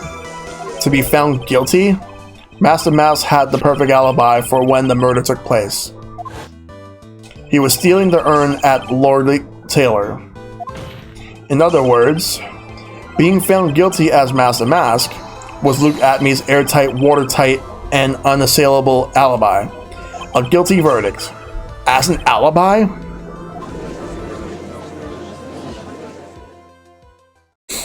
You know, it's almost time. For what? For Luke Atme's verdict. It was a pretty simple trial after all.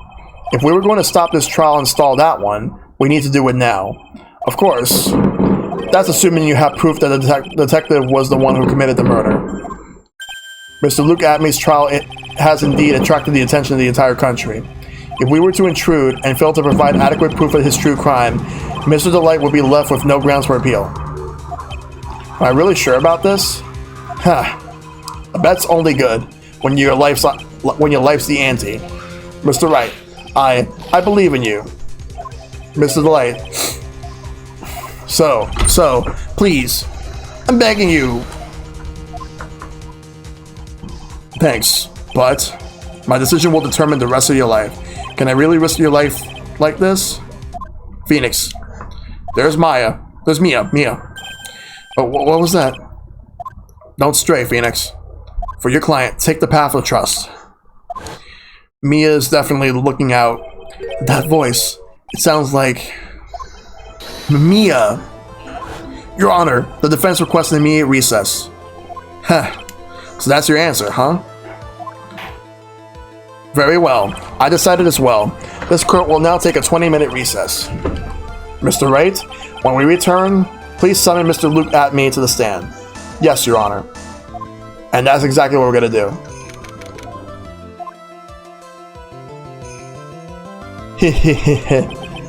Well, Sir Detective Atmey? I have to say, Mr. Payne, you performed splendidly. Oh no, Sir Detective Atmey, you were the one who... That's enough. Yo, look at this judge right here. Look at his long beard, no mustache. This court sees no reason to further prolong this trial. This court finds the defendant, Luke Atmey. Wait. Don't hand down your verdict yet, please. Well, Sir Lawyer, welcome to my courtroom. Who's this hoser, eh? Oh God. My name is Phoenix Wright, attorney at law, and I wish to file an accusation against this man, Luke Atmey. An accusation? You accuse Master Masque?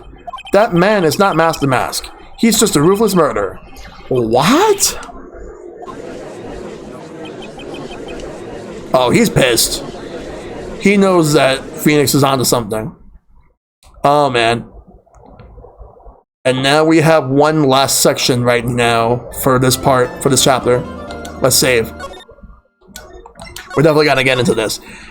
The trial. We still gotta do the trial. This is where Luke Atmey comes into play. My sis? I could have sworn I heard Mia's voice. So then, she's still alive. Inside your heart. Nicky boy. Oh, Mr. Late. Is it true that the detective is the real killer? To be honest, we don't have any definite proof. But he's the only one who could have done it. But wasn't he at Lordy Taylor that night? Not to mention, we don't exactly know his motive. I mean, why would Detective Atmey want to kill Kane Bullard? Oops, it's almost time. Better get back to the courtroom.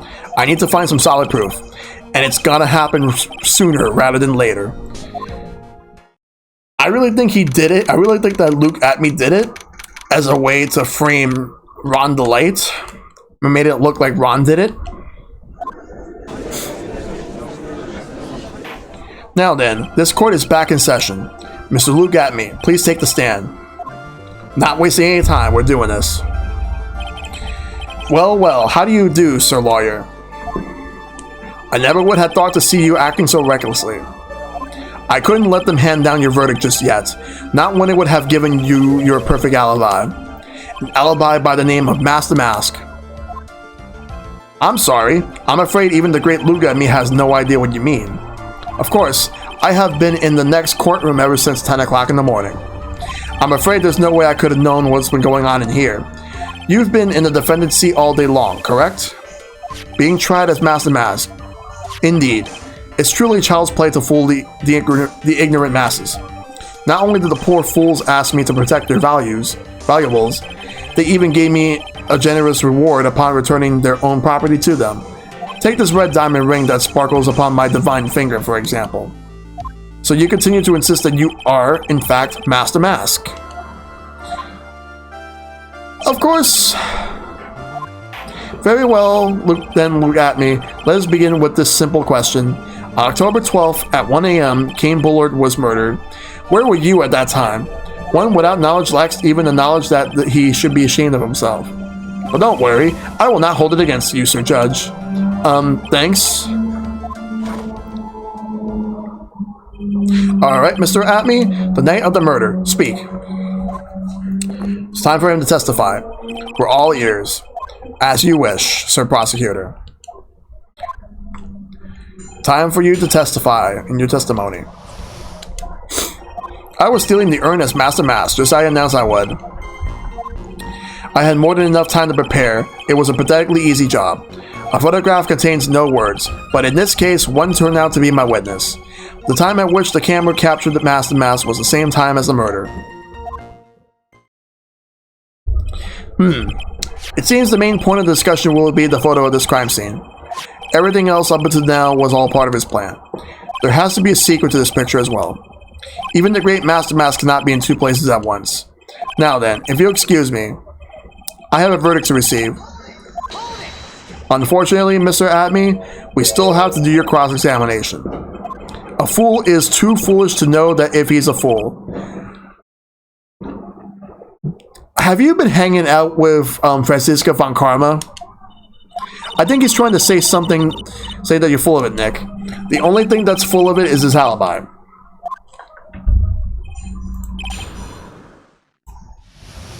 Alright. So now let's figure everything out. What do I do here? Alright. Let's go and press this one. He says I have more than enough time to prepare. It was a pathetically easy job. I believe Adrian Andrews hired you at one point. That's right. That was over 20 days ago, if I'm not mistaken. You sent the calling card to Lordly Taylor 10 days before the heist. That would mean you sent out the card after you began your security watch, right? Indeed, there was no reason why I couldn't do both jobs at once. Love this dude's haircut. Hey, Michelle, what's up? It was the perfect opportunity to steal my latest target. I see. You truly are evil, aren't you? Yes, evil is what I am. Hey, Nick, isn't there something odd about this? Detective Atme was always proud of his ace detective skills, right? But if the urn was stolen from Lordly Taylor while he was the only one watching it, he'd have no way to maintain his perfect ace detective persona. You know, that's true. It is kind of odd. A photograph contains no words, but in this case, one turned out to be my witness. Let's do this one. So my photograph, you mean this piece of evidence here? Is that correct? Indeed it is. That is it. The very thing that proves I committed the crime. The very thing that proves you committed the crime. No, I'm not buying that shit. When you really think about it, it's really odd. You say that almost as if you had this picture taken on purpose. He was simply caught by the very camera that he had set up. We all have days like that. Indeed, it turned out that there was no such thing as the perfect crime after all. Life is truly an ironic thing, a sad but blue memory. It looks like I better gather more information for now. If he truly is the killer, there's gotta be something phony in that photo. And we're gonna figure that out.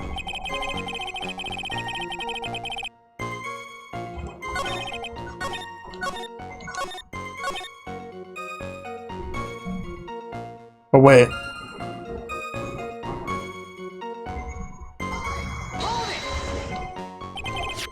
Hold up. I gotta do this again.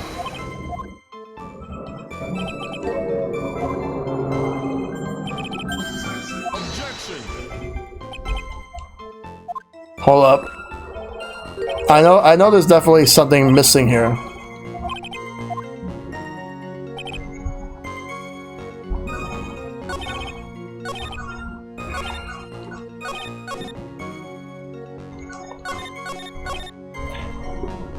Alright, let's check this out right here.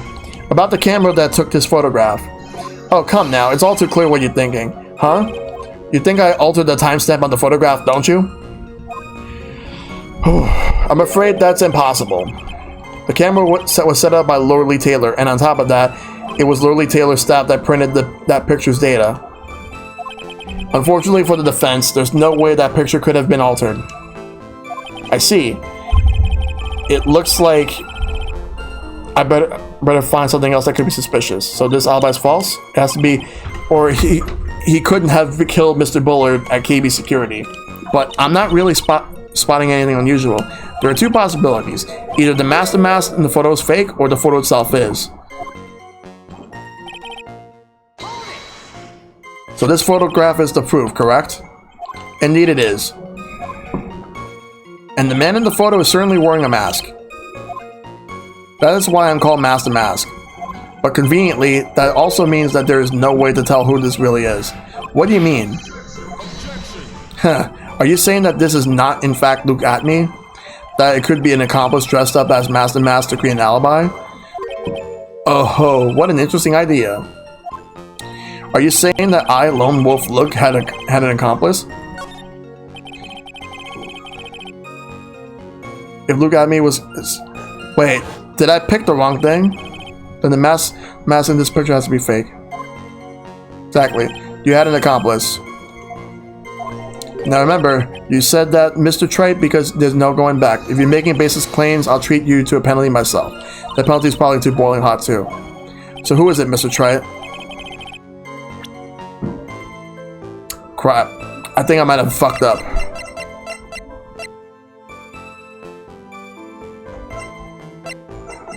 Yeah, I fucked up here. But luckily for me, the penalty is not that bad. I'm just gonna bullshit out of my way and do this. It was this person. Yeah, because I fucked up. I'm not gonna read this part because I'm just gonna go back to where I was before.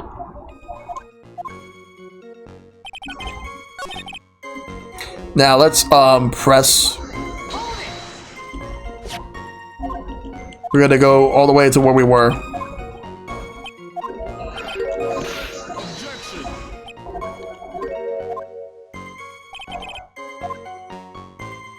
I'm gonna give it up. And the massive picture has to be fake. And there really was an accomplice, but right now I have no idea who it was. I don't have any idea right now either. Baseless objections are just what this guy wants. There's got to be another way, and I'm gonna find it.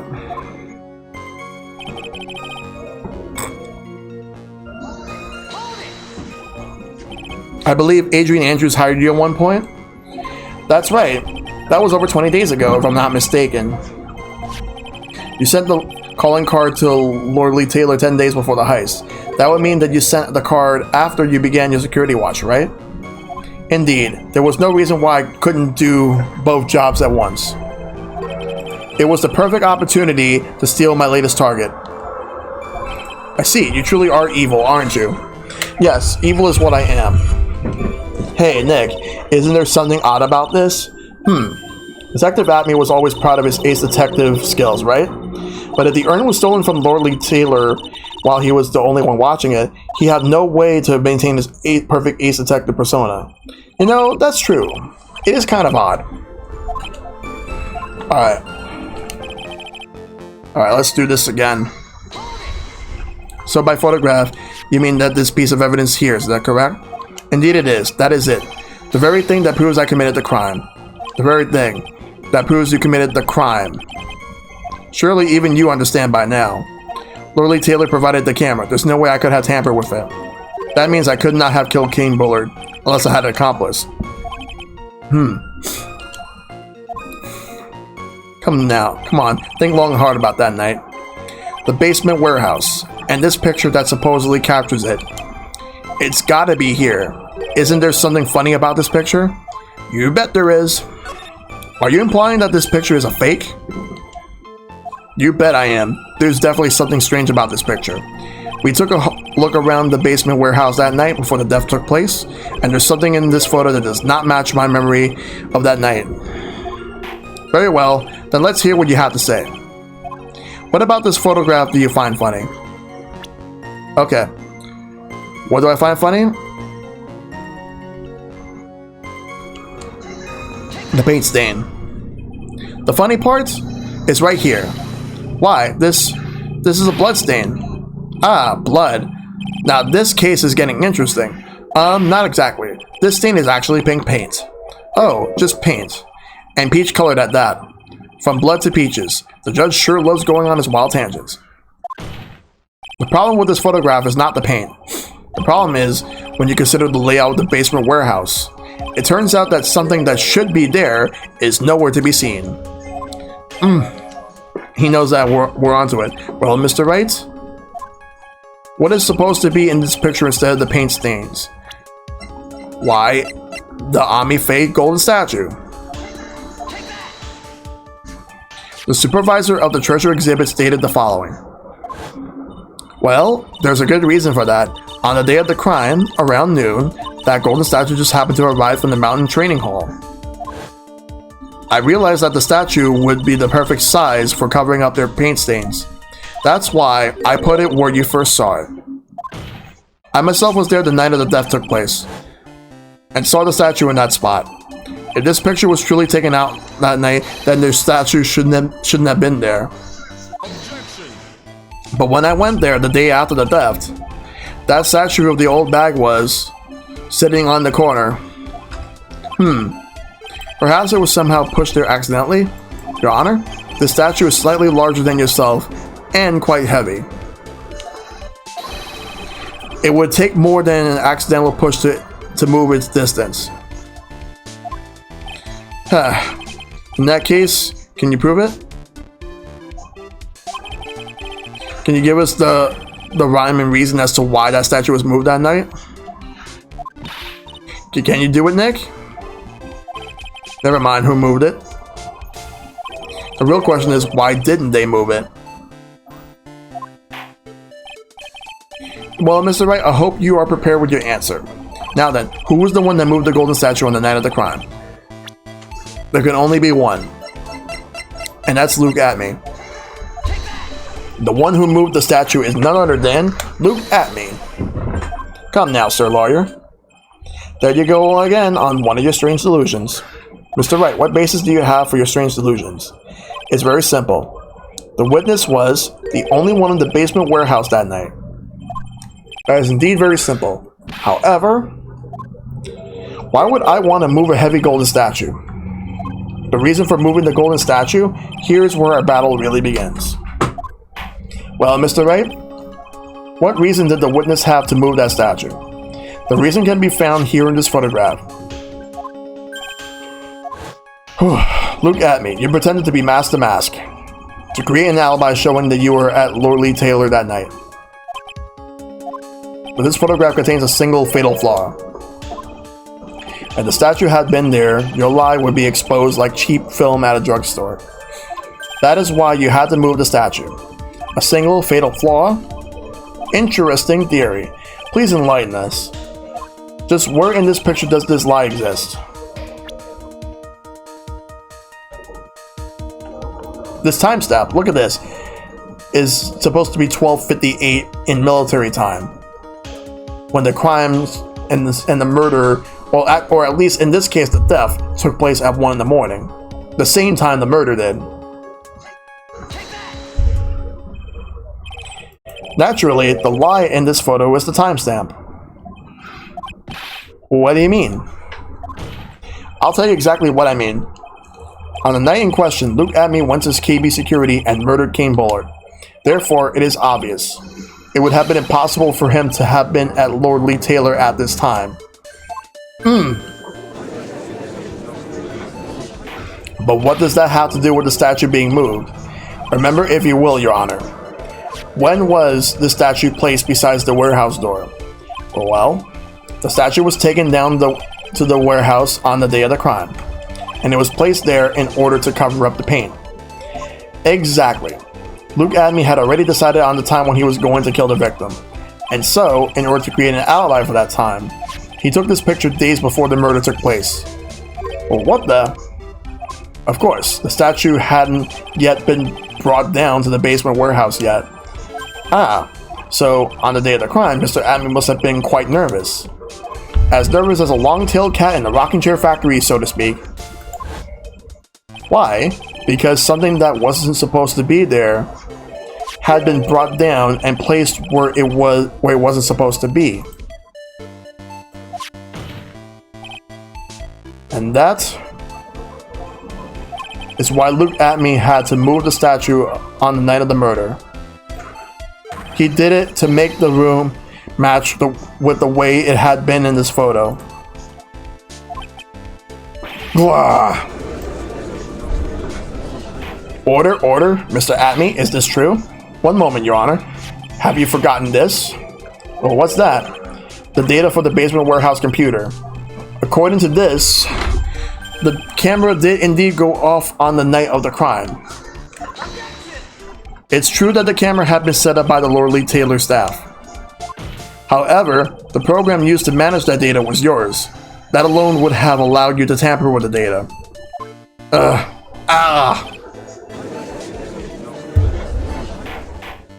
Order? Mr. Goto, what is the meaning of this? Goto, I warned you about making me wait. Now put that coffee down. My 11th cup. I promised to drink no more than 17 during a trial, which means I'm still good to the last drop. However, the defense has a very good point. A good point? So what? We are all but travelers on a road of infinite points. I think he's got his points mixed up with his other points. So you say this photograph was taken ahead of time, and that the statue was moved in order to make it match? That's a very interesting idea. However, there's only one point that can't be denied, which is that is only a possibility. Men that are trapped by the chains of maybe can never reach their dreams. That's very true. No way. Don't fall for that, Your Honor. Hey, Mr. Damask. Yes. If there's no funny business in your actions as Master Masque, there should be no problem with you telling us your strategy, so let's hear it. Yes, please provide this quote with your testimony about your plan to steal the sacred urn.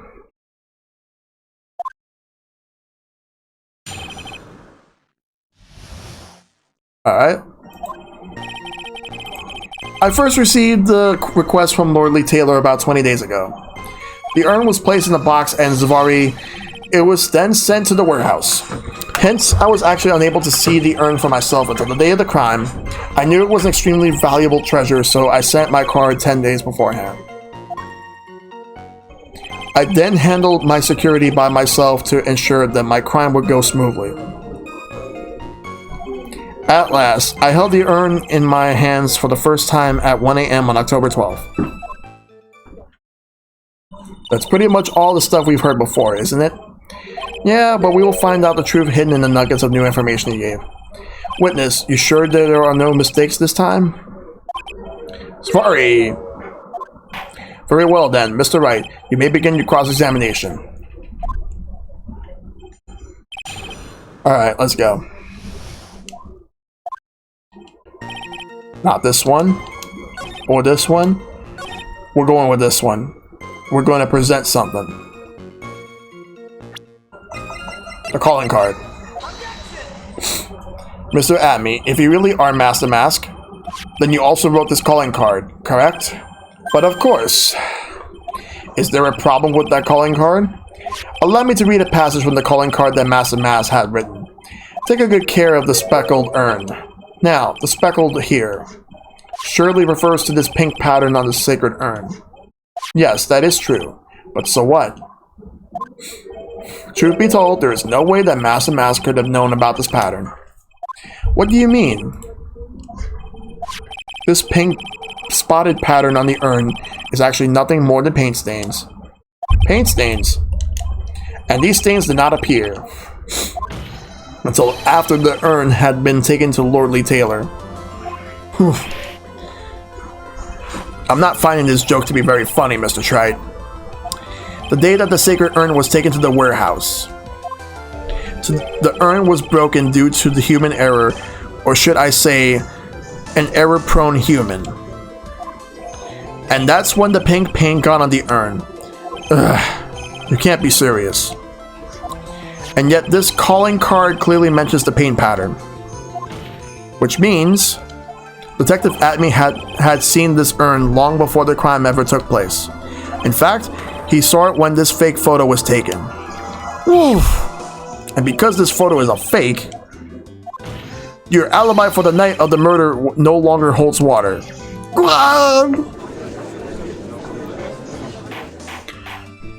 Oh man, this is getting crazy. Witness, do you have anything to say for yourself? Alright, that did it. He's broken. Nick? I think it's still a little early for a victory pose. Huh? Huh. It's so sad. No one has any conviction these days. Conviction, you say? Yesterday we all decided unanimously that this man was Master Masque. And now we're calling him a murderer. You don't think we're being a tad fickle? That's a good point. No way, don't fall for that too, Your Honor. You say that Luke Atme was the one who killed Kane Bullard? But let me ask you this, why would he do that? An excellent point. Motive, Mr. Wright, motive? Might you marry murderous motive manifest? Nick, he's getting his second wind. If he prepared an alibi and pinned his crime on Rhonda Light, as you say, he must have had a very strong motive for murder. The only one with any motive we've seen is Rhonda Light. Isn't that right, Detective? Indeed. According to my own research, the boy's motive is clear. Without a motive, it's nearly impossible to prove guilt in a murder case. Now then, maybe you can enlighten us as to what the defendant's motives were? I'd be honored to, Sir Old-Timer. They're doing everything they can to make Ron look suspicious. Despite our lack of hard information, this may be our only chance.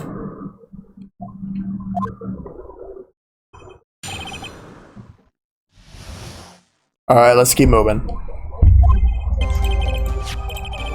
Luke Atme, had no points of contact with the victim whatsoever. Kane Bullard decided to investigate Master Masque and simply mistook who he was. It was Mr. Bullard who wrote the blackmail letter and sent it to Rhonda Light. And it was again Mr. Bullard who harbored a grudge against Mr. Delight for his betrayal. Mr. Bullard's mistake is quite excusable. The defendant truly believes he is Master Masque. That is why Mr. Delight saw fit to kill Kane Bullard. Truly a tragedy. So the victim, Kane Bullard, blackmailed the defendant? This is the blackmail letter found in the defendant's apartment. A handwriting test confirms that Mr. Bullard was indeed the one who wrote the letter. But what? Update information. Very well, Mr. Wright. Begin your cross-examination. We're not wasting time on this. Let's go.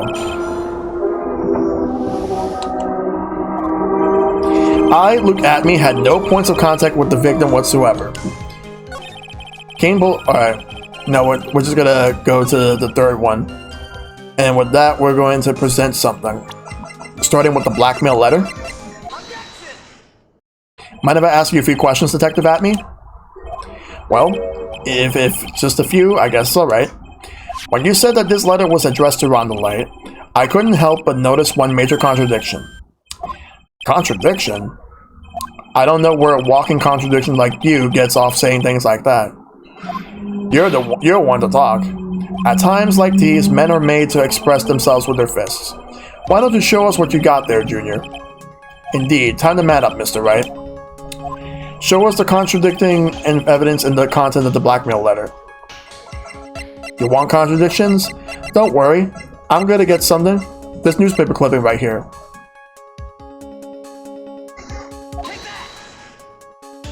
Take a good look at this newspaper clipping.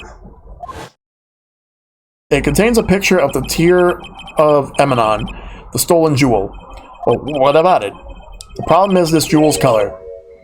Color? I'm not much for discussing color myself. According to the clipping, the color of the stolen jewel was blue. However, in the blackmail letter, a totally different jewel is mentioned.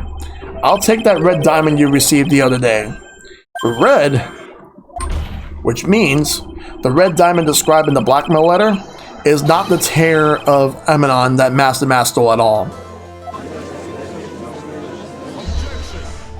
And your point is, Mr. Trite? So you're trying to say that this blackmail letter was intended for someone else? That is why you're trying to say, right, Trite? That is what you're trying to say, right, Mr. Wright? Well, that is what you're trying to say, right, Nick? Yes. This is who Kane Bullard was actually blackmailing. He was actually blackmailing Luke at me. Naturally, it was you, Detective Atme. Do you have some sort of basis for that claim? You have been personally involved in every single Master Masque case, and in the last case, you recovered what was stolen, and received a jewel as your reward.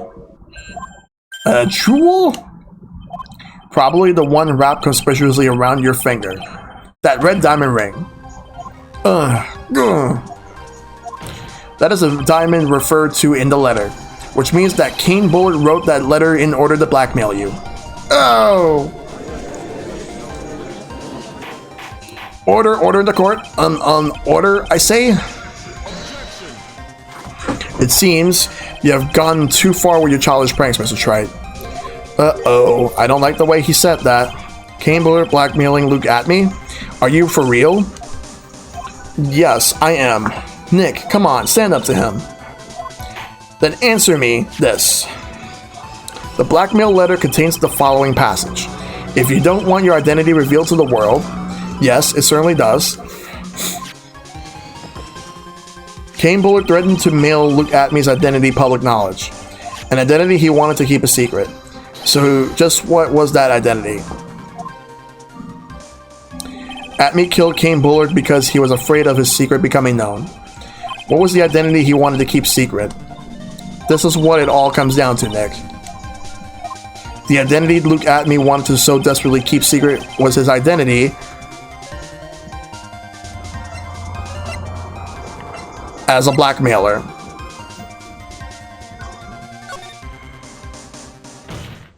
Luke Atme was a blackmailer.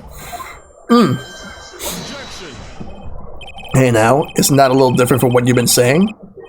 You said that Kane Bullard was the one blackmailing Luke Atme. Are you saying that Atme was blackmailing someone else on top of that? You have to admit, that does sound a little odd. It's not odd. It's the only thing that makes any sense. Kane Bullard was blackmailing Luke Atme. But Rhonda Light was also being blackmailed by a certain someone. So, did you start receiving blackmail letters after this incident? Yes, just a few days after Tear of Emanon heist. After that, I started getting the plans in the mail. I received plans from some very kind person, incredibly detailed plans. Detailed plans? In which case, that would mean Rhonda Light was actually Master Masque. That is what we are claiming. Someone else came up with the plans and had Mr. Delight steal his targets for him. And that someone was none other than Luke Atme. Shh! Silence! Now I see, it's all becoming clear. Well, what is? When you were in grade school, you received the same report card every year.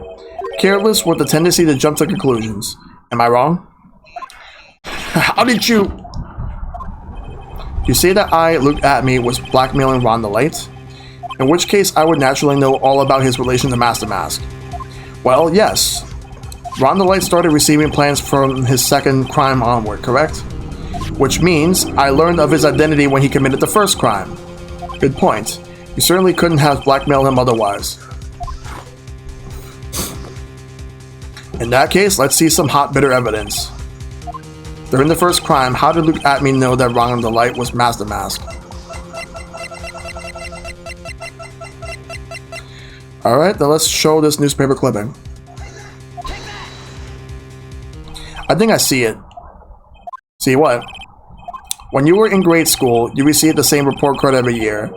Gets into the lots of mischief trying to be the center of attention. Well, what do you mean? This newspaper clipping. It has a picture of you and Ron the Light in his guard uniform. It seems that Master Masque didn't just disappear into thin air. He just took off his outfit and hid it in the bucket. That sounds far too stupid to be true. Correct. With tricks like that, he couldn't fool a baby, let alone an ace detective. And that's when you figured it out, Mr. Adney. That's when you learned that under his mask, Master Masque was really Ron the Light. What the? Was he supposed to be Master Masque? Not only that, it looks like he wasn't even an ace detective. I can't believe it. He's just a slimy blackmailer. What a fraud, trying to pass himself off as an ace detective. Why you? How dare you expose me like that? Why I mean, I never blackmailed anyone in my life. And I'm a famous and proud ace detective, and also Master Masque. Why can't you understand that? I'm afraid you are neither a proud thief nor an ace detective. You're a blackmailer and a murderer. That is your true identity. Well, why you? How dare you even dare? You talk too fast. I say none of you can compare my genius. You were just so discouraging. This guy talks too fast.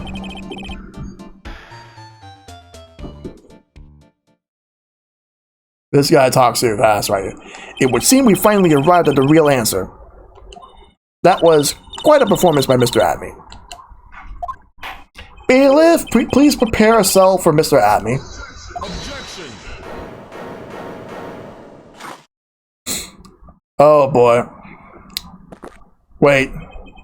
The hammer that strikes too fast has no time to aim.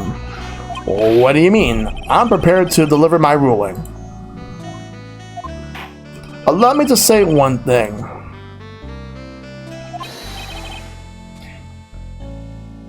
I will be the one to judge.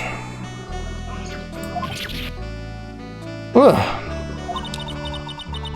You don't get much more in your face than that. It appears that your claws weren't quite sharp, Mr. Trite. What do you... It's true that you've proven a lot of things. Things like Luke Adney was a filthy blackmailer. And that he wasn't Lordly Taylor the night of the murder. That's right. That's why he was the one who killed Mr. Bull, but... There's still one thing you have yet to prove. What's that? Just because he wasn't at the warehouse doesn't mean he wasn't at the murder scene. Therefore, if you can't prove that this pitiful excuse for a man was at KB security, then I don't see how a verdict can be delivered. No way. Order in the court? Well, Mr. Wright?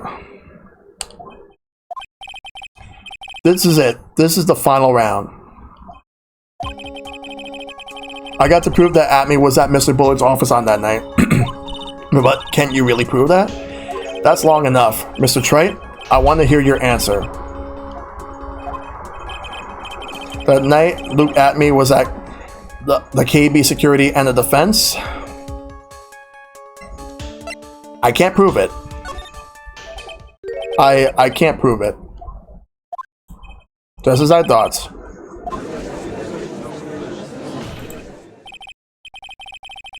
But if we hear more of Detective Adney's testimony... Objection. Unfortunately, that's as far as you go, Mr. Trite. But what do you mean? I won't allow for any more testimony. That's what I mean. What? Have you forgotten? Luke Adney is here after we interrupted his own trial, and you have failed to prove that he committed the murder? I think it's time for this witness to return to his own trial, and face his guilty verdict as Master Masque. No. Well now, Sir Lawyer, it seems that love wins out in the end after all. I am the ace detective as well as Master Masque. My verdict will verify that. Just as Ron the Lights will verify that he's the true murderer. I declare that with the full force of my ace detectiveness. Order in the court. That's enough deliberation over this witness. I can't believe this. At any rate, Ron is. Don't give up now, Nick. We still have tomorrow. We can look for more evidence, and by then, it'll be too late. Huh? Or why? Double jeopardy.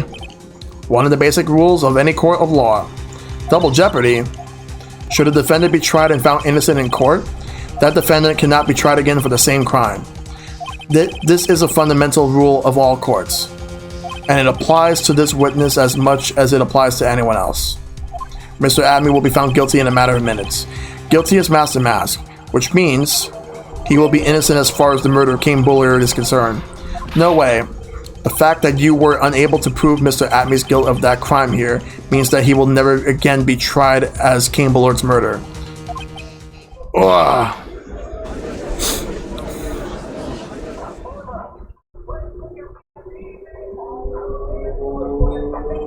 Now, there's nothing I could possibly do to win. Even if Ron is proclaimed to be innocent, the real killer, Luke Atme, will go free. You have cross-examined every statement the witness has made here today, and as long as there is no more testimony, I'm afraid I have to declare that there will be no further questioning of this witness. Are there any objections?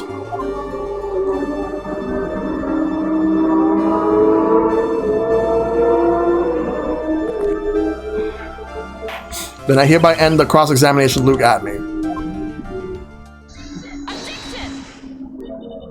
I think I see it. Your Honor, when you were a child, this is what was on your report card every year. Has poor hearing and often makes mistakes as a result. How did you... Phoenix, raise your head up high. Have you forgotten what I used to tell you? A lawyer is someone who smiles no matter how bad it gets. That voice, no way. Long time no see, Phoenix. Mia! This is the true power of the Korean channeling technique. I know that it's really Maya who's standing before me, but right now she's my mentor, Mia Fey. Now, let's do this. But there's nothing more we can do, Mia. Without any more testimony, I can't cross-examine. Not yet. The testimony's not over yet. Well, what do you mean? Your Honor, just now you said something very interesting. You're cross-examining every statement the witness has made here today. Yes, that is true, but... Unfortunately, Your Honor, you're forgetting something. Earlier, after the last cross-examination, this witness made a number of remarks. Well, now, Sir Lawyer, it seems that the love wins out in the end, after all. I am an ace detective as well as Master Masque. My verdict will verify that. Just as Ron Delights will verify that he is a true murderer. I declare that with the full force of my ace detectiveness. Yes, but these comments appear to have no importance of whatsoever. Very well, then we shall prove their importance via cross-examination. At any rate, as long as the witness has made these remarks, we, the defense, assert our right to question them. Is that alright with you, prosecutor? Is something the matter, Mr. Goto? Nothing. Oh, Sir Lawyer, it looks like you're one step too late. If you think such falsehoods will do anything to me, Luke at... Let's hear it. Huh? It's true that the witness made some remarks. So then, let's hear this last bit of cross-examination. Mr. Goto, what are you... Very well then, Mr. Luke Atme, I'm going to allow the defense to cross-examine your earlier remarks. The defense would like to hear why you declare the defendant to be the true murderer. So please, give us one last bit of testimony. Phoenix, this is it. This is our absolute last chance. Yes, Chief.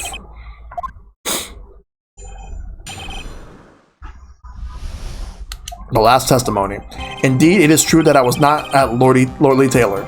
I had to leave to see about another vitally important job request.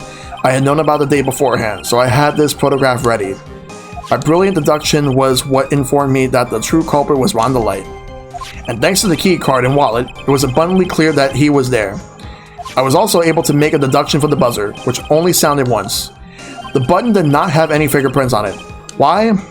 The victim would have left prints if he sounded it, which means the killer sounded it. Mr. Light was wearing his Master Masque outfit, which is why he left no prints. And the blackmail letter? The victim likely just mistook the color of the jewel. Sorry! Therefore, all the evidence points to that poor boy. Okay, now I know which one I'm going to be pressing. This testimony actually seems to be held up pretty well. The witness' early remarks did not appear to have been hastily prepared. All of his points have been explained, and none of them seem to contradict anything. But How do you know about the emergency buzzer? The police investigation documents went directly through me. And I always look over all the documents. It's elementary, sir lawyer. Ugh. Are you going to make even more trouble for us now, sir lawyer? I will not allow any of your usual shenanigans, Mr. Wright. Yes, Your Honor. We cannot postpone Luke Adme's trial any longer. This is your last chance. Hang on a second. Just one chance? Heh. It seems the party's about to begin. Well, Phoenix, there isn't any evidence that contradicts with that testimony. So it would seem. Well, what do you mean, so it would seem? Listen, Phoenix, pointing out contradictions doesn't always mean you have to present evidence, does it? At any rate, this is our last chance. If you can't point out a case-breaking contradiction, you'll lose. That's all there is to it. Cup number 17, the last cup. It seems like the time has come to put an end to this trial. I have to find a fatal contradiction in his testimony, and I need to point it out without presenting evidence. Which means all I can do is find a contradictory remark and press it. Remember, you only get one chance. Very well then, Mr. Wright, please begin your final cross-examination. Alright. I know which one I'm going to go with.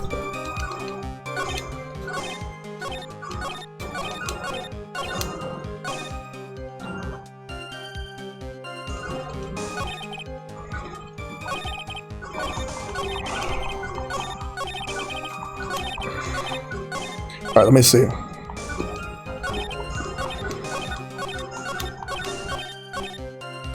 This one.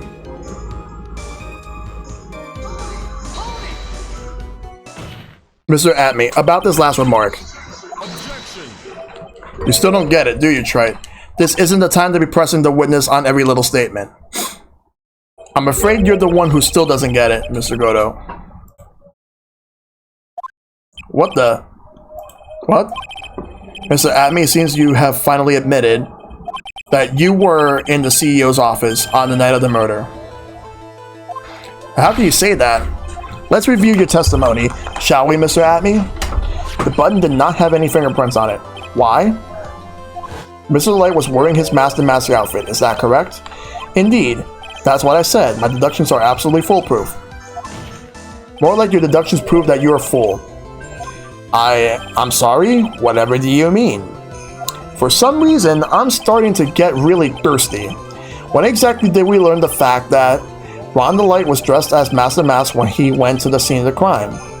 And that was, it was just a few hours ago. Back when my sixth cup was looking at me with a cold stare. Huh? Oh, did I forget to mention it before? I'm sorry, I just never had a chance to mention it up until now. That's right. The defendant had yet to tell anyone else this fact before this morning. Therefore, the only people who should know this are those two people who have been watching this trial. Do you understand now, Detective Atme? There is no way that you should have known about that. Yeah. You were in the next courtroom being tried as Master Mask. So then enlighten us. Just how do you know about that piece of information? Well, come on, this detective must have known about it. He probably had plenty of chances to find out beforehand. And it's those chances that I want to discuss next. That night, Mr. Delight was wearing his Master Mask outfit. There is one and only one way for Detective Atme to have found that out. Only one way, you say? Please recall, if you will, Mr. Delight's testimony. When I entered the office, there was a suspicious shadow there. For a second, my client witnessed the real killer. But Mr. Light never saw his attacker, so there's no way to tell whether or not the real killer was the Atme. It's with that statement that I'll turn this case on its head. Just what are you implying? Mr. Light saw the real killer, correct? Now, if you turn that statement around, it stands to reason that the real killer had also seen Ron the Light. Impossible.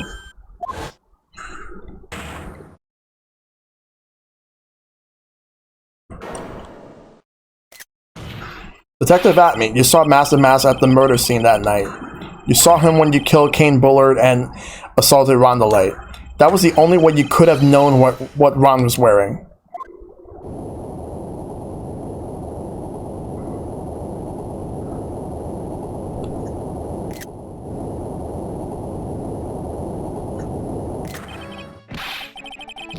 Yeah. Take a good look, everyone. Unable to find a rival worthy of my genius, I was forced to create one by myself. Here I am, the tragic clown. That's the same line you gave yesterday. But I think there's a little more meaning behind it this time. Yeah, why?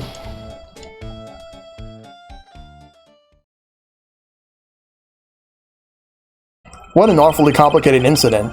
King Bullard was blackmailing Luke Atme, who was in turn blackmailing Rondelite. And upon killing his blackmailer, Luke Atme tried to frame Rondelite. He then claimed to be guilty as Master Masque in order to escape his true crime. And to that end, he came up with a plan to use the double jeopardy rule when making his alibi. At any rate, it would seem we finally found the truth. Excuse me, I came perilously close to besmirching the record of an innocent young man, besmirching with the title of murder. Don't ignore me! Oh, I didn't realize you were there. Why would he be? About the verdict. I know. You never committed any murder. That's right. I'm so glad you understand that. But I really am Master Masque. Huh? So thanks to that trial yesterday, I'm innocent now, right? What was it you said? Double jeopardy? Now that you mention it, I've been careless. Careless? What do you think, Mia? As the defendant says, the rule of double jeopardy is absolute.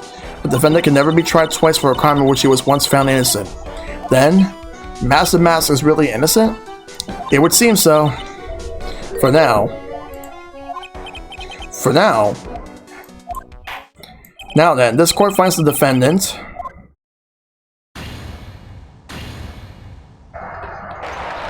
And there we go. Case 2 is over. Boy, this is really lucky. Wait, this isn't so good after all. You see the things I still blah blah blah blah.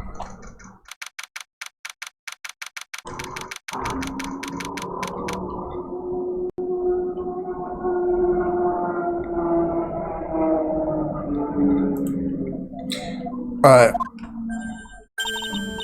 You did it, Phoenix. Thanks, Mia. It's been a long time, hasn't it? Yeah, it's because Maya doesn't call me on me much these days. Oh? I'm just joking, Phoenix. Don't take everything so seriously. But on the other hand, Maya, she seems kind of torn these days. You mean about becoming the master of the Korean channeling school? Becoming the master means saying goodbye to our mother, Misty Faye, right? Watch over her, will you, Phoenix? Of course. Well then, see you around. Mia. Mr. Wright. I don't know what to say. Congratulations, Mr. Delay. Thank you so much. No, wait. Nothing really matters. Come on, just be happy already. Maya, you've been cleared of the murder charges and got off as Master Boot. But, in exchange, I lost everything. Huh? What do you mean? Stealing security information from KP Security, becoming Master Masque. I did it all for one reason. For her. You mean your wife, Desiree? She hates criminals more than anything. Come to think of it, she was once held hostage by some robbers, wasn't she? She always said how she hated sneaky criminals. I knew that, but once I got fired from KB Security and lost all the money I had, she wouldn't have any reason to stay with me. I thought she would leave me for sure. So, that's why you became Master Masque? Yes, but it's all over now. A broken bowl can never be put back together. That's not true, right, Nick? Right. Really? Can we go back to the way things were? You'll be fine, and Nick can prove it. I can? I kind of wish you would check with me first. Because like, even if the bowl is broken, there's always a way to pull it back together. Sacred Urn. Desi was the one who found this. Desiree, your wife, she's always believed in you, Ron. That's why you'll be fine. You don't have to worry about anything. Ah, there you are. You're Mr. Light. You did it, Ronnie. You're innocent. I'm so happy. Thank you. I appreciate that, but I suppose you don't want anything more to do with me, do you? Ronnie, why did you talk to me about what was going on?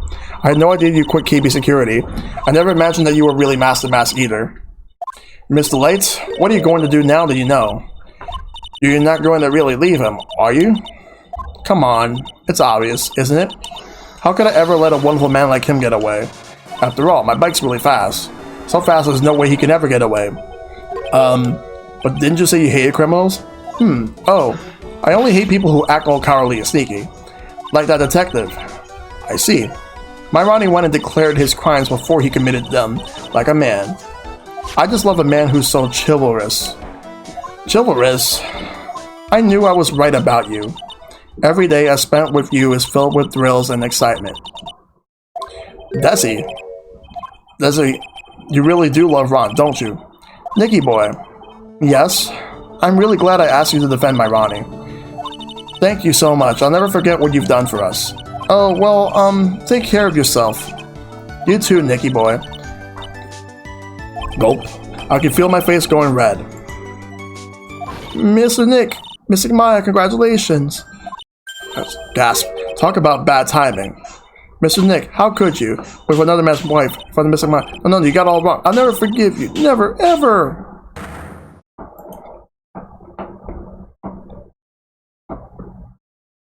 So just as the case came to a close, so too did my consciousness. Ron said, a broken boat can never be put back together. But I know that's not true. I mean, just look. Here's a perfect example of the one that was put back together even better than what before.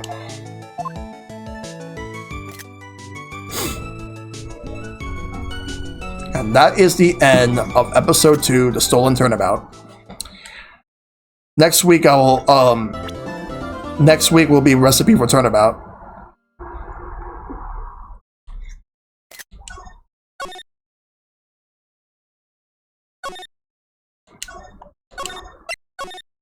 Alright, and save.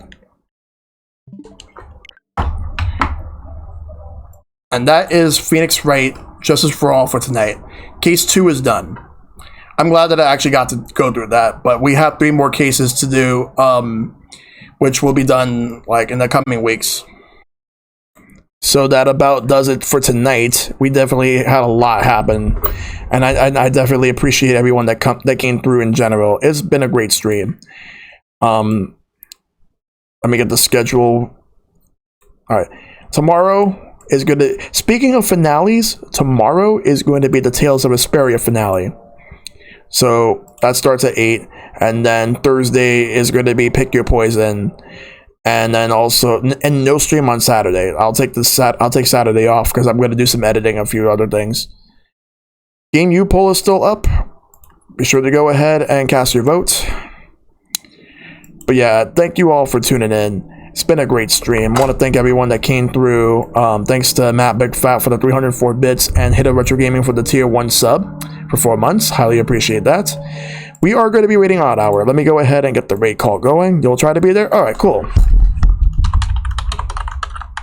He is currently playing a bunch of Burger King games that were on the Xbox 360. I remember those. Yeah, but yeah, this is definitely the time for me to get ready to raid Odd Hour. So let's go ahead and do that. All right, everyone.